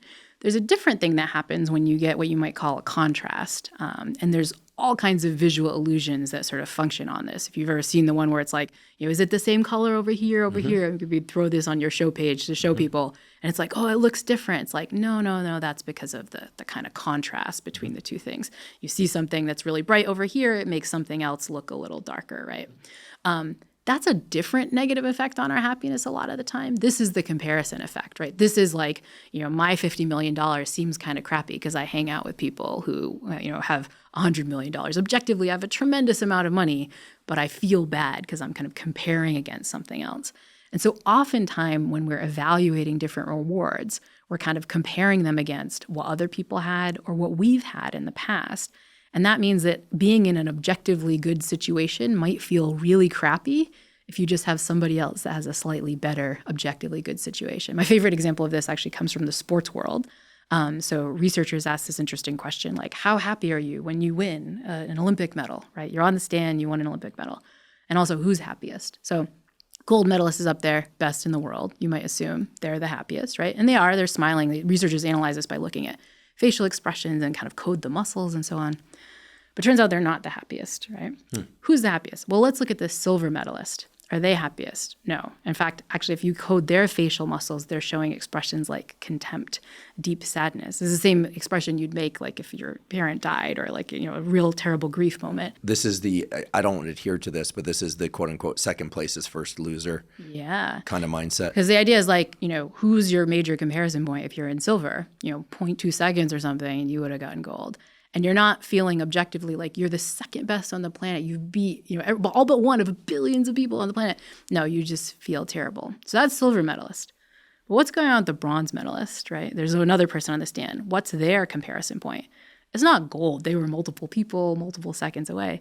Their salient comparison is like, by the grace of God, like I'm up here at all. I almost 2 seconds the other direction, I would have never gotten up here. And when you analyze the bronze medalist facial expressions, they're sometimes even happier than the gold medalist. Definitely happier than the silver, who's objectively better, but sometimes even happier than the gold medalist because they're like, oh, relative to my comparison point, I'm doing amazing. And the gold medalist is expected to get gold the next year, or else it's pure reward prediction error, especially if they internalize the expectations of the audience, the spectators, excuse me, because if they come back the next year and they're second or third on the podium or not on the podium, it's seen as falling from a higher place. Exactly. This is a point that I make with my Ivy League students who've been perfect in their grades and perfect at everything to get into a place like Yale, which is turns out that's a terrible recipe for happiness. The only way forward is stay there, down, or create a new stay there, upward. You don't notice, right? Because you're habituated to it, just like the pattern. Down feels really bad. Like that's a terrible comparison. I often play my students that DJ Khaled song, All I Do Is Win. All I do is win, win, win. And I was like, all you do is win, win, win would be a terrible way to experience success in life because you just stop noticing it over time if you won. And that's messed up because it means when you finally hit the success that you were striving for, if you just stay at that level, it just stops being good, which sucks. And so that raises a different question, which is like, what is a hack that we can do to get away from that? One is to not look for the silver lining, but to look for the bronze lining, which is, you kind of think of reference points that are lower than you. I love a good conceptual pun, especially when it's framed in an experiment. So thank you for that. Yeah, it was like science experiment. Especially good. Yes. So look for the bronze lining, which means find a reference point that's not as good. And for most of the things you're comparing, whether that's your looks, your fitness level, your finances, you can look and find somebody that's doing worse than you. Another great hack for this, and this is more one that's a kind of a hack for hedonic adaptation, getting used to stuff, actually comes from the ancient traditions. I know you talk a lot about, the smart, folks back in the day who came up with this stuff, right? This is one from the Stoic tradition, a practice called negative visualization. So Stoics like Marcus Aurelius thought, when you wake up in the morning, you should have the following thought pattern. You should think, today I will lose my success. I will be exiled. I'll lose my partner. I will lose my health. I won't be able to walk. He doesn't say ruminate on that for forever, but just like a little and then stop and say, I'm not exiled. I still have my success. I still have my partner and so on. This is a technique called negative visualization, where you just imagine, you don't have to live it in real life. You just imagine you lose something. If you've ever lost something you're hedonically adapted to, you know how quickly you recognize the value of it. This happens to me with my phone all the time. I'm a chronic phone loser. And I'm like, oh my God, my phone is gone. I left it in the airport. All my contacts are there. And then I'm like, oh, it's in the car. And you have this, I love my phone. Like it's so valuable to me. There's that line in Pulp Fiction where he says like, what is it? It's like, finding, at some point I think it was Travolta says something, someone will know it, where, finding it almost made losing it worth it. Exactly. Like because you appreciate it in a way that you didn't before because it was taken away from you. And that sucks to really lose your phone. Sometimes, in my case, you really lost the phone, right? But negative visualization, you don't have to do that. You just use your imagination, right? And so if you're listening right now and you have a kid, let's do this negative visualization. The last time you saw your kid was the last time you ever saw them. Oh, never going to see them again. Ugh. Nope, didn't happen. You don't have to ruminate about it. But my guess is the next time you hug your kid, you'll hug just that 2 seconds of thinking about what things would be like without it can break through hedonic adaptation. So one of my favorite hacks for hedonic adaptation, you can use scarcity, really space things out. But for the things you can't space out, you can't like have a kid and get rid of a kid for 2 weeks and come back to your kid, right? You can use your imagination, and it doesn't take much to start to realize what you have and appreciate it more. So I love this one mostly because I think most people, including myself, really, we want to avoid thinking negative stuff, especially on purpose. But what you're telling us is that it provides a wonderful contrast point to kind of trampoline off into the reality that is our current reality, which is far better than these horrible scenarios. And I think this gets to, another domain in which I see kind of toxic positivity playing out a lot, which is kind of in this sort of domain of like, how do we do this stuff better, right? Like, how do we, kind of get good things in life? And there's a lot of talk in some circles about this idea of like manifesting, right? I'll just think about, I'm feeling lonely. I'll just think about what it's like to have friends, or I'm not fit right now. I'll just imagine, my fit future and fantasize about what it's like to, run marathons and things like that.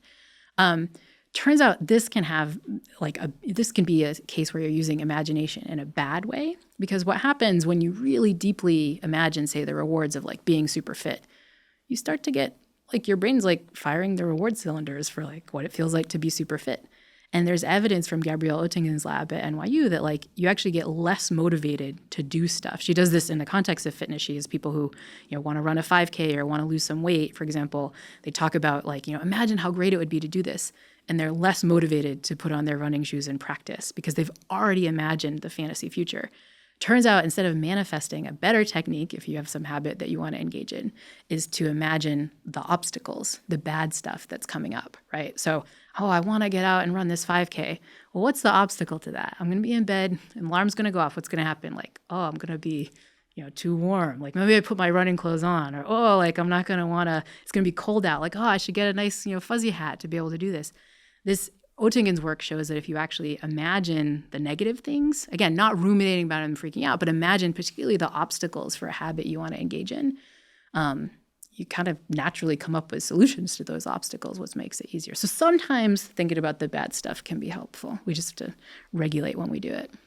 I have a friend who's a cardiologist from UCSF, and he says, the danger of telling people that you're going to write a book or that you're going to start a podcast or that you're going to start a company is that if you have very supportive friends and if you tend to be a pretty high agency person, you'll get a lot of praise and a lot of reward, and there's a lower probability that you'll actually do the thing because you've derived some of the reward. Whereas if people tell you, that seems kind of unlikely given that this and that, it feels doesn't feel so good. Mm-hmm. And obviously we want to encourage each other. This is the complicated thing. It's it's a very narrow beam to walk on. You want to encourage people, but you don't want to give them so much reward that then it undercuts their motivation.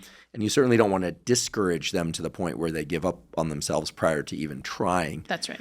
But at least in the United States, probably in other countries too, goodness, do we love a story about somebody who was told like they couldn't do it and they did it. I think about the enormous popularity of David Goggins, who was had a truly difficult childhood and internalized all these messages of how terrible he was, and then used those voices, other people's and his own, in his head to push himself to do tremendously difficult things, and then to continue to do tremendously difficult things, and to self-publish one of the most popular self-published books of all time, and then to go off and become a medic, and now he's effectively doing the training of somebody going to medical school for his new training. Like, he just refuses to stop, and it's, according to him, sat in that very chair and said it's fueled by an internal voice of you can't do it, and then he fights back against that voice, which is so different than manifesting this image of success. Exactly. And there's, again, this is a case where there's nuance. You have to believe it's possible, right? Those negative voices can't tell you it's impossible, because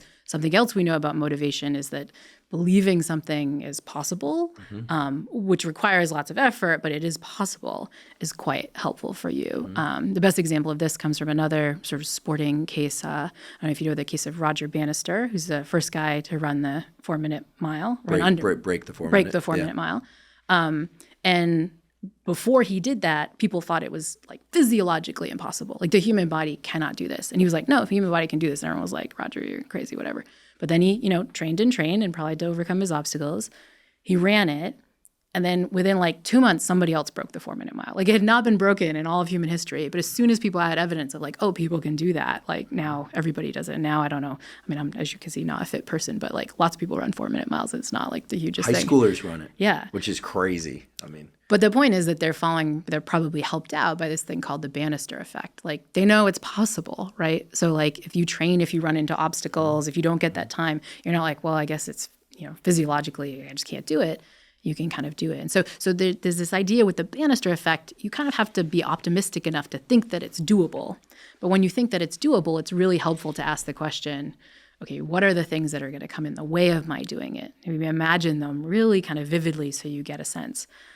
It can super help it. One of the things that contrasts a country like Denmark, for instance, compared to the United States, and I know this from discussions with my stepmother, is that, in this country, we have this notion, because we have a lot of examples of people that went from absolutely nothing to these tremendously quote unquote high places, financially, reputationally, et cetera, performance in whatever domain, sometimes overnight. This last year, I would say 2 events stick out in my mind as like, whoa, like, wow. The first was seeing the SpaceX rocket get captured by the quote unquote chopsticks. That was just a rocket landing of all things. So cool. So cool. Everybody, regardless of what else was going on with, people's opinions of SpaceX or Elon or whatever, were just like, whoa. That was just an awesome feat of engineering, just an undeniably awesome feat of engineering. So it sets a bigger upper ceiling on what we thought was possible. Yeah. We're seeing something that we hadn't seen before, at least not like that, not at that scale and resolution. So that changes what one conceptualizes about what's possible in different aspects of life, and I think that's important. It really lifts the ceiling. The other was very different example was the overnight, the Haktua girl, right? Yeah. Who nobody knew of, right? Made a comment in a passing, video on the street, one of these like whatever spontaneous interview things, and then now has a quite successful podcast. Was ranked one of the highest new podcasts of the year. Has as far as I understand, has a staff and a thriving business now, and so this is a very American thing, right? Yeah. To go from an unknown to 1 or 2 quick comments to all of a sudden being a famous and presumably famous and somewhat wealthy person as well. And wish her nothing but luck in evolving that her show. Yeah, good luck. Yeah, sure. Like I love to see people win. Okay, it was an unusual trajectory, but not so unusual for the United States in some sense, because we also have the people who climb the staircase, or the people that climb the staircase fell then came back. We love and we cherish these stories in this country, and I think it frames the young mind in an interesting way. It sets this anything is possible. Oftentimes it takes clearly a ton of hard work, oftentimes at the expense of other aspects of one's mental or physical health or life, life enrichment, family, et cetera. But it's a very American thing for people to be like, anything's possible. Yeah. What do you think that does to our level of happiness if we're somebody that, is looking for happiness, wants a good life, wants resources, but doesn't maybe they feel a little guilty that they're not as quote unquote ambitious as everybody else. But then you contrast that with a country like Denmark, where people are very happy. They're certainly ambitious Danes, but they're actually, I was told that the word ambition is a little bit of a pejorative. Yeah. Little bit, because you're not supposed to, it's a very you're not supposed to get that far ahead of anybody without acknowledging that you're still part of the pack. Forgive me, Danes, but they're nice people, so they'll likely go easy on me. And I have Danish relatives. I think you're like, how do we take what's out and around us, address who we are, and reconcile those things so that we're good with what we've got, and know that we are good with what we've got. Yeah. I mean, I think this is a spot where, culture plays a big role. I think you're exactly right about Denmark. In fact, the Danes have this idea of Jante's law. I'm probably pronouncing this poorly, but JNTE's law, which is idea is like, you aren't really supposed to be better than anybody else, or like kind of showing off, or like pushing yourself, or thinking you're better, or even kind of maybe striving specific, not to be, you can strive to be better, but to strive to be better than other people is kind of, it's like a no-no. It's sort of culturally frowned upon.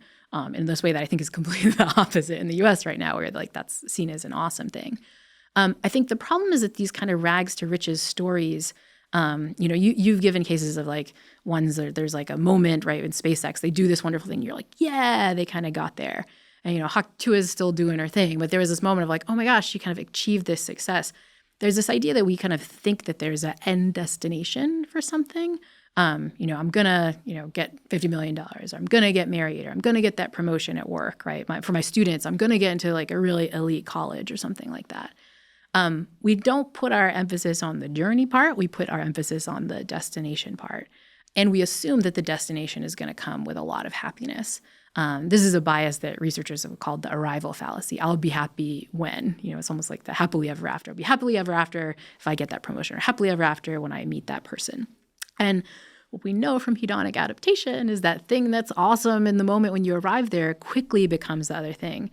You mentioned briefly the gold medalists who have this moment where it's like they won the gold medal and that's awesome, but now everything else is downhill, or I just got to do it again, right? We arrive at the best possible place we could have fantasized, and instantly it's like, I just have to start chasing the next carrot. So sometimes when we find ourselves, I think as Americans, chasing after the thing, I think it's important to remember that, first of all, that chase is going to involve lots of ups and downs. It's not going to be a linear path. It's probably not going to be overnight. Even the ones you mentioned, maybe except with the exception of Hawk 2, a girl, it's really extreme case, required some kind of work and ups and downs and these kinds of things, right? We don't see those. But more, the happiness that we're going to get, it's better off if we're going not for the end result, that arrival and falling prey to the arrival fallacy. It's better if we can see some happiness in the journey.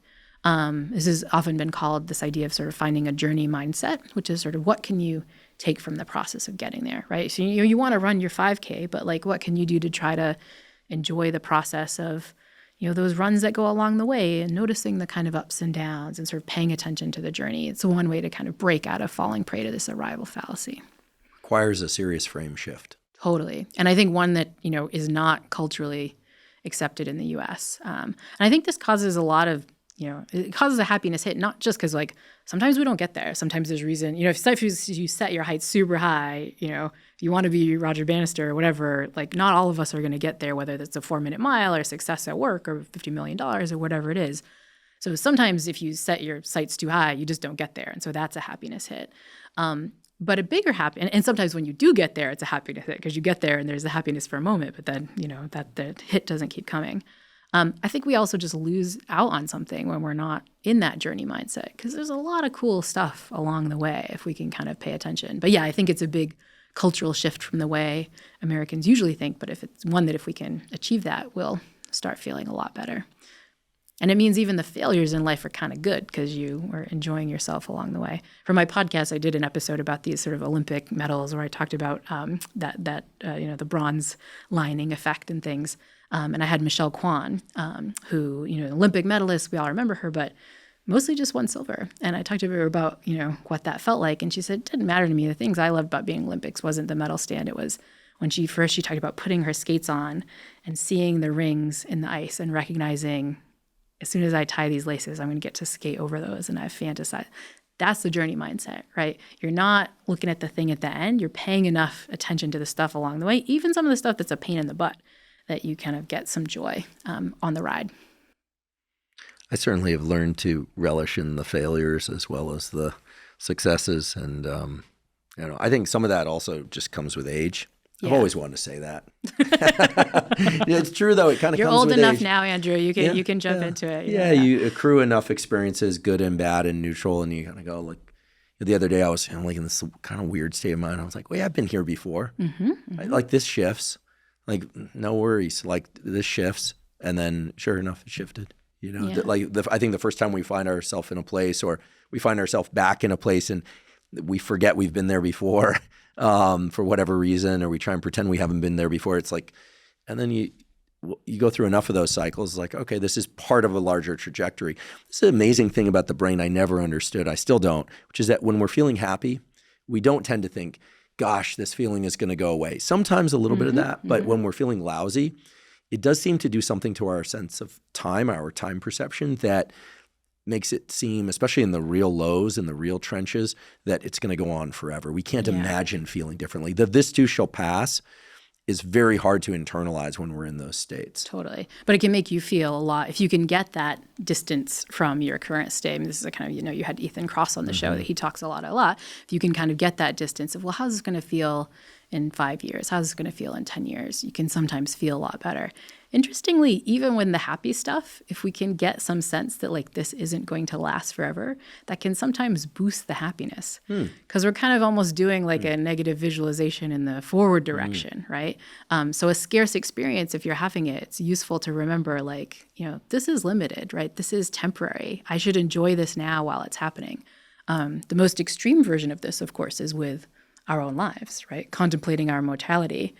There's this idea of Memento Mori, which is a common phrase. I actually have my ring has Memento Mori on it, which is morbid, right? I'm going to die. I'm not going to be here. But when you recognize that, the old school folks thought, and I think it's true, like you realize like, I can't take any of this stuff for granted. I have to pay attention now. This is not, the kind of thing that's going to last forever. And so I think moments like that for positive experiences can feel like that. If you're tasting a delicious glass of Pinot Noir, sitting yesterday, I was, and while I'm here, took a walk on Santa Monica Beach, and was like, my brain was like, oh, I have to interview Andrew coming out. I was like, no, I'm gonna like fly back to cold, East Coast tomorrow. I need to pay attention, right? So thinking that this is finite can actually help you. There's a very funny study on this with college students where they did this sort of funny framing technique where they brought senior college students into a lab, kind of halfway through, the spring semester, and told them, you either have this many hours left of your time, which makes it a big number, it makes it seem like thousands of hours, or you have only this many days left before you graduate, just a reminder. What they found was the one that got the days manipulation, where it felt kind of short, they wound up doing more things, like kind of getting in those things that they thought, oh, I'll get around to it eventually, and wound up kind of feeling happier. So recognizing that things are short sometimes has a benefit, maybe both for negative emotions, like this too shall pass, but also the positive stuff, like this too shall pass. So I got to enjoy it while it's around. It's so interesting because it's kind of counterintuitive that realizing that something positive is also fleeting allows us to savor it more. Because from a uninformed perspective, one could imagine, okay, so you're at a great meal with people you love, and it's been let's even say it's been a rough month before, and you're like really in it, and someone says, well, like this too is going to pass. And you're like, that sounds like kind of a downer, right? But then if it allows you to savor it more, that's key. So there does seem to be this inverse relationship between sad states and happy states, where when we are in sad states, we feel like it will go on forever and we'll do almost anything to get out of those unless they've completely collapsed us. In our happy states, we don't want to be reminded that it will pass. And this is why I think, in part, not the only reason why people will take mood-altering drugs. I'm talking about this in the recreational sense, like to sort of forget everything else and forget that whatever they're experiencing is going to wear off. Yeah. And I think, it's not nice to think that these good states are going to pass, but I think it is helpful because it forces us to pay attention to them. I'm having this a little bit now where, we're coming up on the holidays, the time you and I are having this conversation, and, I'm getting ready to do the holidays with the in-laws, which there's lots of positives, but sometimes it's like, oh God, I don't want to. But because my in-laws, my mom is getting up there, I'm kind of like, recognizing that there's not infinite holidays left with these people that I care about, that it's kind of more finite and maybe more finite than it's been. It's causing me to be more excited about it than I would have been. And so, and that's a morbid thought, right? Memento Mori was meant to be a really bittersweet emotion, right? That we are finite, right? But it can kind of give you this appreciation. It can cause you to savor in a special way. So sometimes the morbid is good, a little bit morbid. It's the contrast again. Yeah. It's the contrast. And maybe it's why people watch horror movies. I'm not into horror movies, but so that, maybe you feel safer. I don't know. That stuff always made me feel terrified if I was, watch some of that late at night. High amygdala reaction. Me too. I hate horror movies. But it's worth noting that like, a lot of people like them, huge industry. And even if you don't like horror movies, you might like, maybe a spicy food that feels not even good. It feels awful in the moment, or a super hot bath, or, like a really cold plunge, right? I like getting out of the cold plunge for exactly the reason we're talking about. Yeah. Or even, honestly, for me, like I'm not a super fan of exercise, but like a really, really hard workout that feels miserable, when you finally stop, it feels, I do a lot of yoga, and my favorite thing is at the end when they're like, and now you can do Shavasana. Oh, The yeah. Shavasana is always good if you've worked the worst. Like Yeah. you're just really like, it's helpful to kind of have these moments to like have this contrast. And so building the contrast in where you kind of give yourself some negative emotion, whether it's a kind of imagined negative emotion like negative visualization, or a fictional one. A lot of our favorite fictional experiences are pretty terrible. Like a novel's really boring if the protagonist like has nothing bad happens, just kind of coasts along and things are just mildly positive. No, we want them to go through some terrible stuff, even when we really associate with them and sort of see them as ourselves. And so, yeah, these like fictional worlds where we can play with negative emotions a little bit are super interesting psychologically, because like, why would we do that? But, as you're saying, even when you get, these like neural stimulation, we kind of want some of the negative stuff. So there's an interesting paper about what's the right ratio of positive to negative emotions. And it's not 100% positives for hedonic adaptation and so on. But I think really the recipe for a rich life is varied for these contrast reasons we've been talking about. So what's the ideal ratio? They don't know. Yeah, Oh, they don't didn't know. figure it. They didn't Okay. figure it. It was like boom, it's like exactly. 60-40, positive, negative. Yeah. Here I was anticipating a number. And I think it's also worth remembering that, we're talking as though there are negative emotions and positive emotions. A lot of the most interesting emotions are more complex than that. You talked about this, SpaceX kind of chopsticks moment. My guess is the emotion you're experiencing there is one that researchers like Dacker, Keltner, and colleagues would call awe, right? This sense of, oh my gosh, that is amazing. There's something bigger than me that like is able to do this thing. And one of the reasons awe is such an interesting emotion is it's usually destabilizing, right? They're like things that are better than I ever expected. Humankind is so masterful. Space is so big. Nature is so vast, right? It kind of feels a little destabilizing when you experience awe, but we also see it as positive. And so I think kind of if you're feeling a little bored in your emotional life, trying to find moments where you can get these emotions that are not so obviously positive or negative, but are a little bit of both can be really inspiring. It's one of the reasons, we talk a lot about sort of psychedelics and these sort of altered experiences. Those experiences tend to be thought of as being really consistent with moments of awe, but they, again, are not universally positive, but they kind of expand you and take you a little further. I can attest that they're not universally positive. Sometimes they're terrifying, even in their clinical application. The thing I appreciated about the rocket landing was that indeed I feel awe looking up at the stars at night, or just thinking about how we're having this conversation in a room and then expanding out to like we're a little object floating in the universe. And that can be a bit overwhelming. What's I think incredible is that through the harnessing of engineering and physics, SpaceX was able to create something that was so well controlled at a scale that I'm normally accustomed to thinking about things. Sure, I've seen planes and we landed on the moon, et cetera. Some people will debate that, but we were on the moon. I wasn't, but somebody was. To see control and harnessing of physics and engineering at a scale that is certainly not at the scale of the entire galaxies, but is starting to approach outer space and back again, clearly. And in such a, I think it was the slowing of that enormously large object and the capture that felt so gratifying. I also think, and this can explain a fair amount of human technological evolution, is that the human brain either delights in or at least marvels in creating action at a distance. I mean, think about what went into creating that amount of action in an object with that much mass at a distance, right? And then you can layer through all the things where we're looking at on our phones, on our screens. I mean, all that technology is relatively recent. And to think that us, human beings, as opposed to macaque monkeys, could do that. Like, we are the primate species that is so far ahead in terms of technological development compared to every other species on the planet. The only other species of life that might be besting us, and we don't know, is I've heard this theory. it's rather entertaining, which is that all these trillions of microorganisms that live in our gut microbiome, what if we're just vehicles for them to get around and pass to one another? And they're just they have a sort of a consciousness that is all about just propagating, and that we think that we're doing all this stuff for some evolution, but it's just to keep the microbiota going. I don't really believe that, by the way. Finally, we could get to space where we could really evolve the microbiota. And they just want more microbiota. Yeah. So, that we're being hijacked. I chuckle at that theory. I don't actually think that's the way it is. We talked about too few studies of dog and primate cognition, way too few studies of microbiota cognition, unfortunately.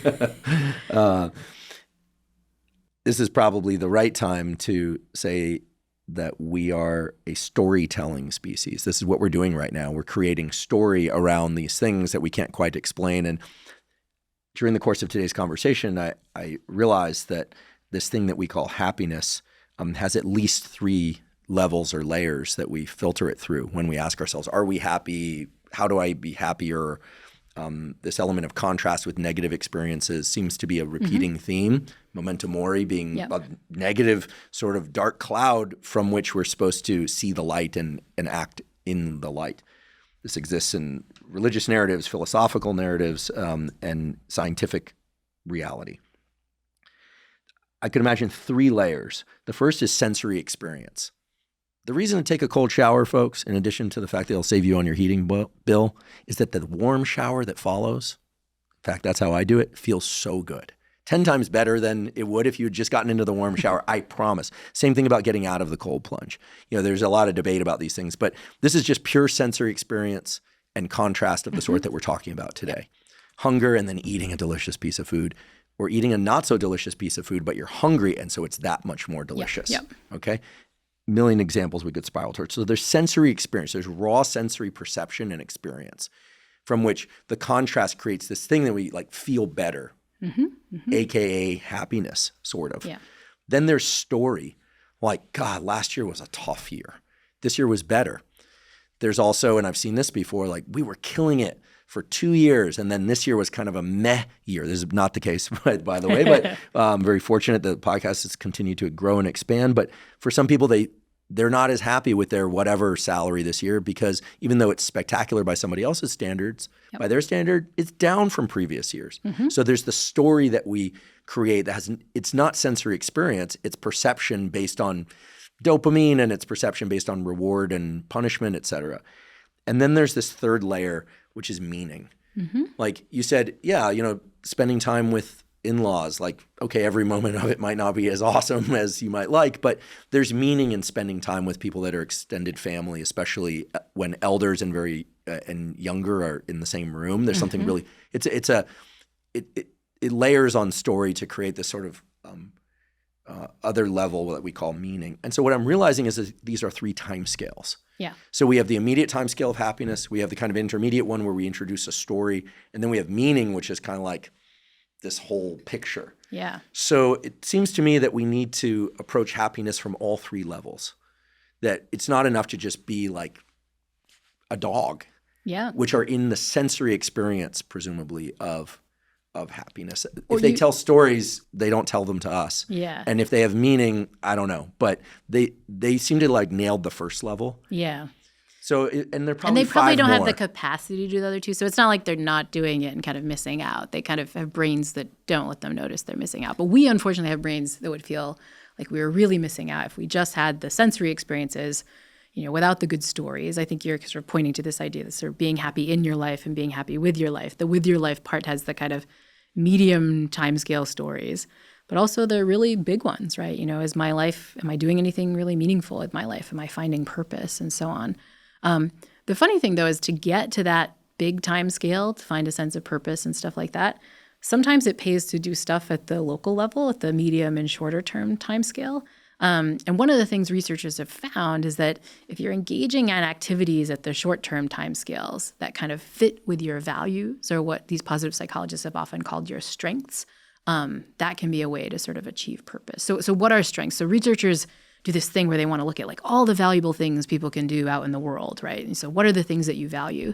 And folks like Chris Peterson and colleagues have come up with this list of what they call different character strengths. And there are things that you can actually, if you Google online character strengths, you'll get the big list. Often people talk about there being 24, but they're just universally good things like being brave, citizenship, humor, social intelligence, love of learning, right? Kind of empathy, fairness, right? These kind of sets of values that we have.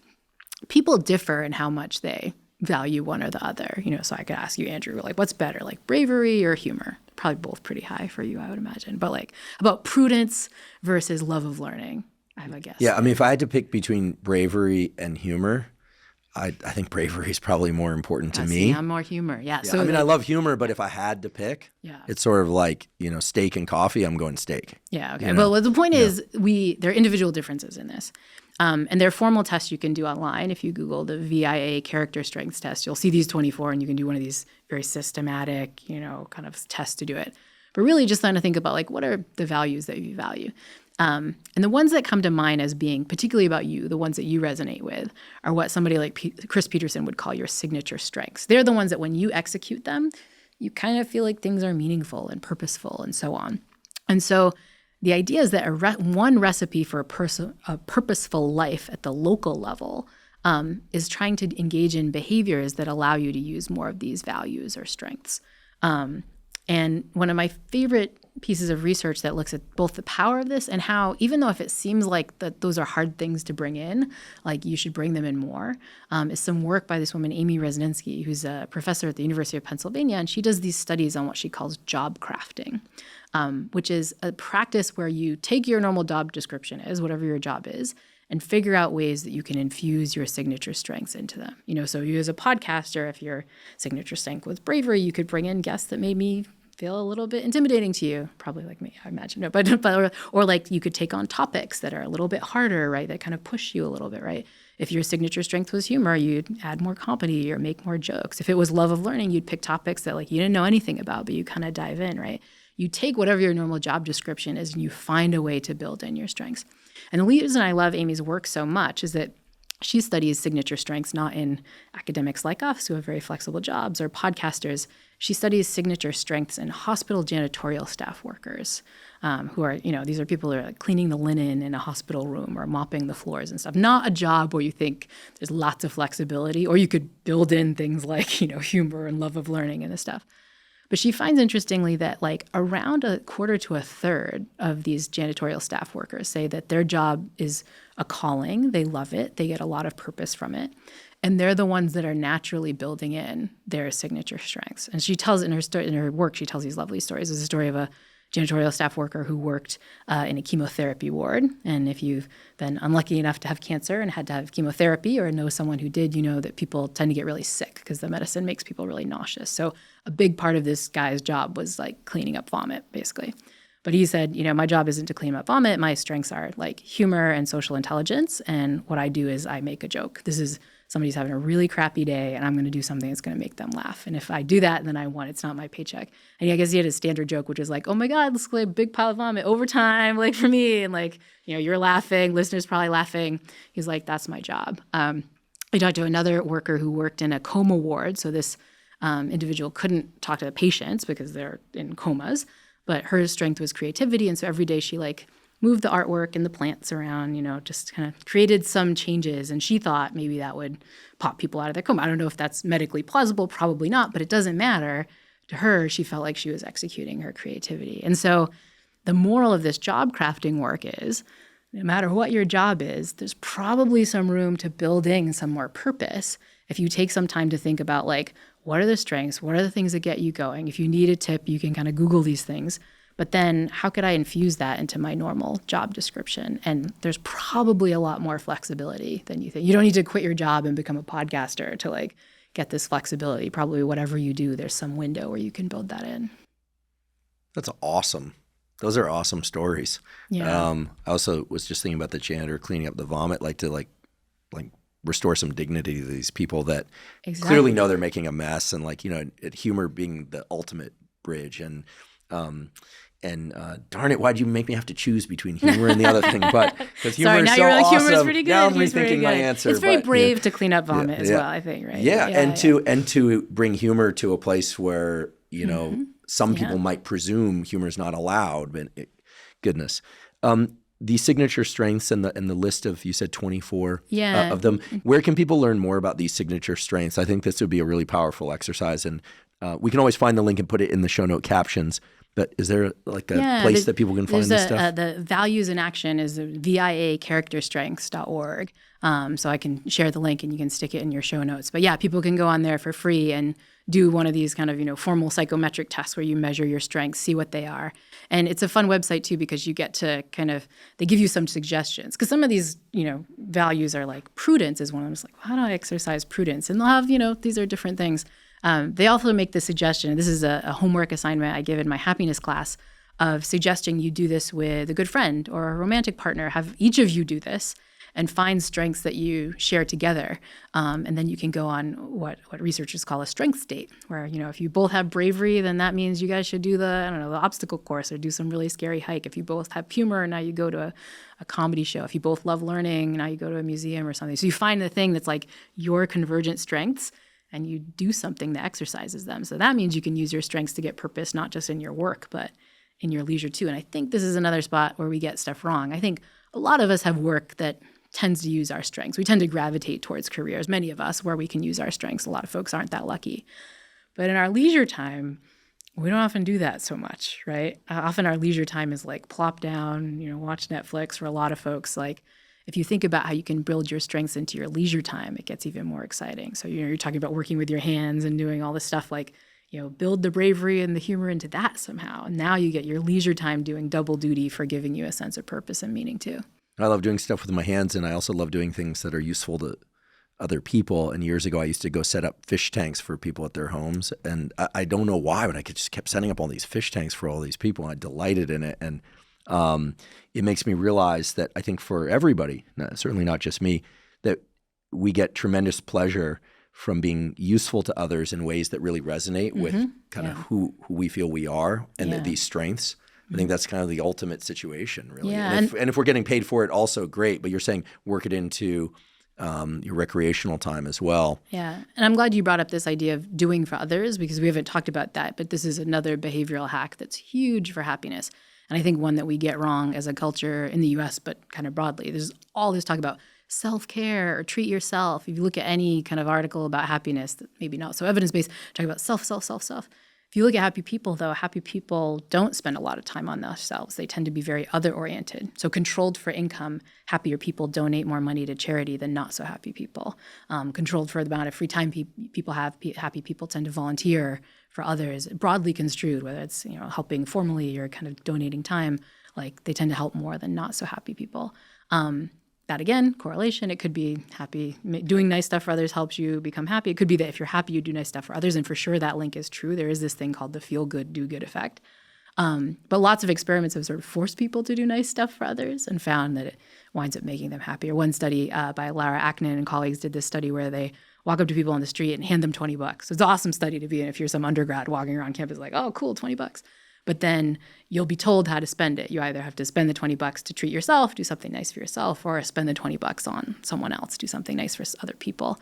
And people at the end of the day, and even kind of at later timescales, report being happier when they spend the exact same amount of money on someone else versus themselves. And I think this has a big message, because sometimes, I don't know if you like you, but if you're having a bad day, it's like, oh, I'm going to treat myself for something. I might buy something or spend some money on myself, buy myself a kind of cool experience. But if you gifted that experience to your brother or your good friend or your coworker or your spouse, it might actually make you happier than having that experience yourself, which is really counterintuitive, but it's what the data show. I've discovered this in recent years. I love giving gifts. It just, it's the best feeling. Yeah. It's the best feeling. Here's another hack you can do to help, to kind of help others, oddly, is to ask for help, which is something we forget is quite powerful. Think about the last time somebody asked you for advice that you could give. Probably felt pretty good. It probably made you feel a little competent and whatever. Probably liked helping that person. You get the happiness boost from helping that person. We forget that asking other people for help, especially when we know they can kind of do it, can be a way to sort of give them a little bit gift and make them happy. This is one that can be hard for me because I like to, think about my competence all the time, and I don't want to be a burden on people. I don't like being vulnerable. Yes.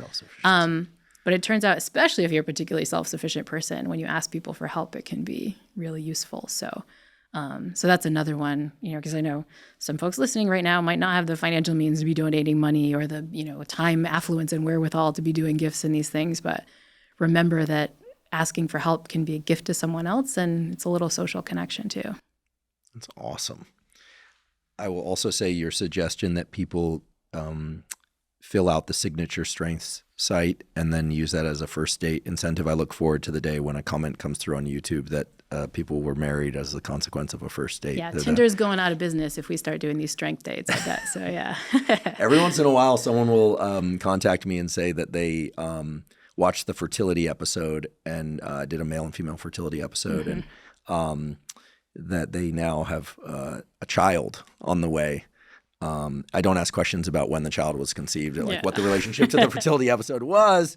I'm assuming it was the information in the fertility episode, but I'm like, whoa, that's wild. So I bet you that at some point in the future, I'm creating a little bit of a time capsule here. You'll get contacted or something will legitimately fall into the comments about people deciding to spend their life together as a consequence of having done the signature strength first date. You heard it here first from Dr. Laurie Santos.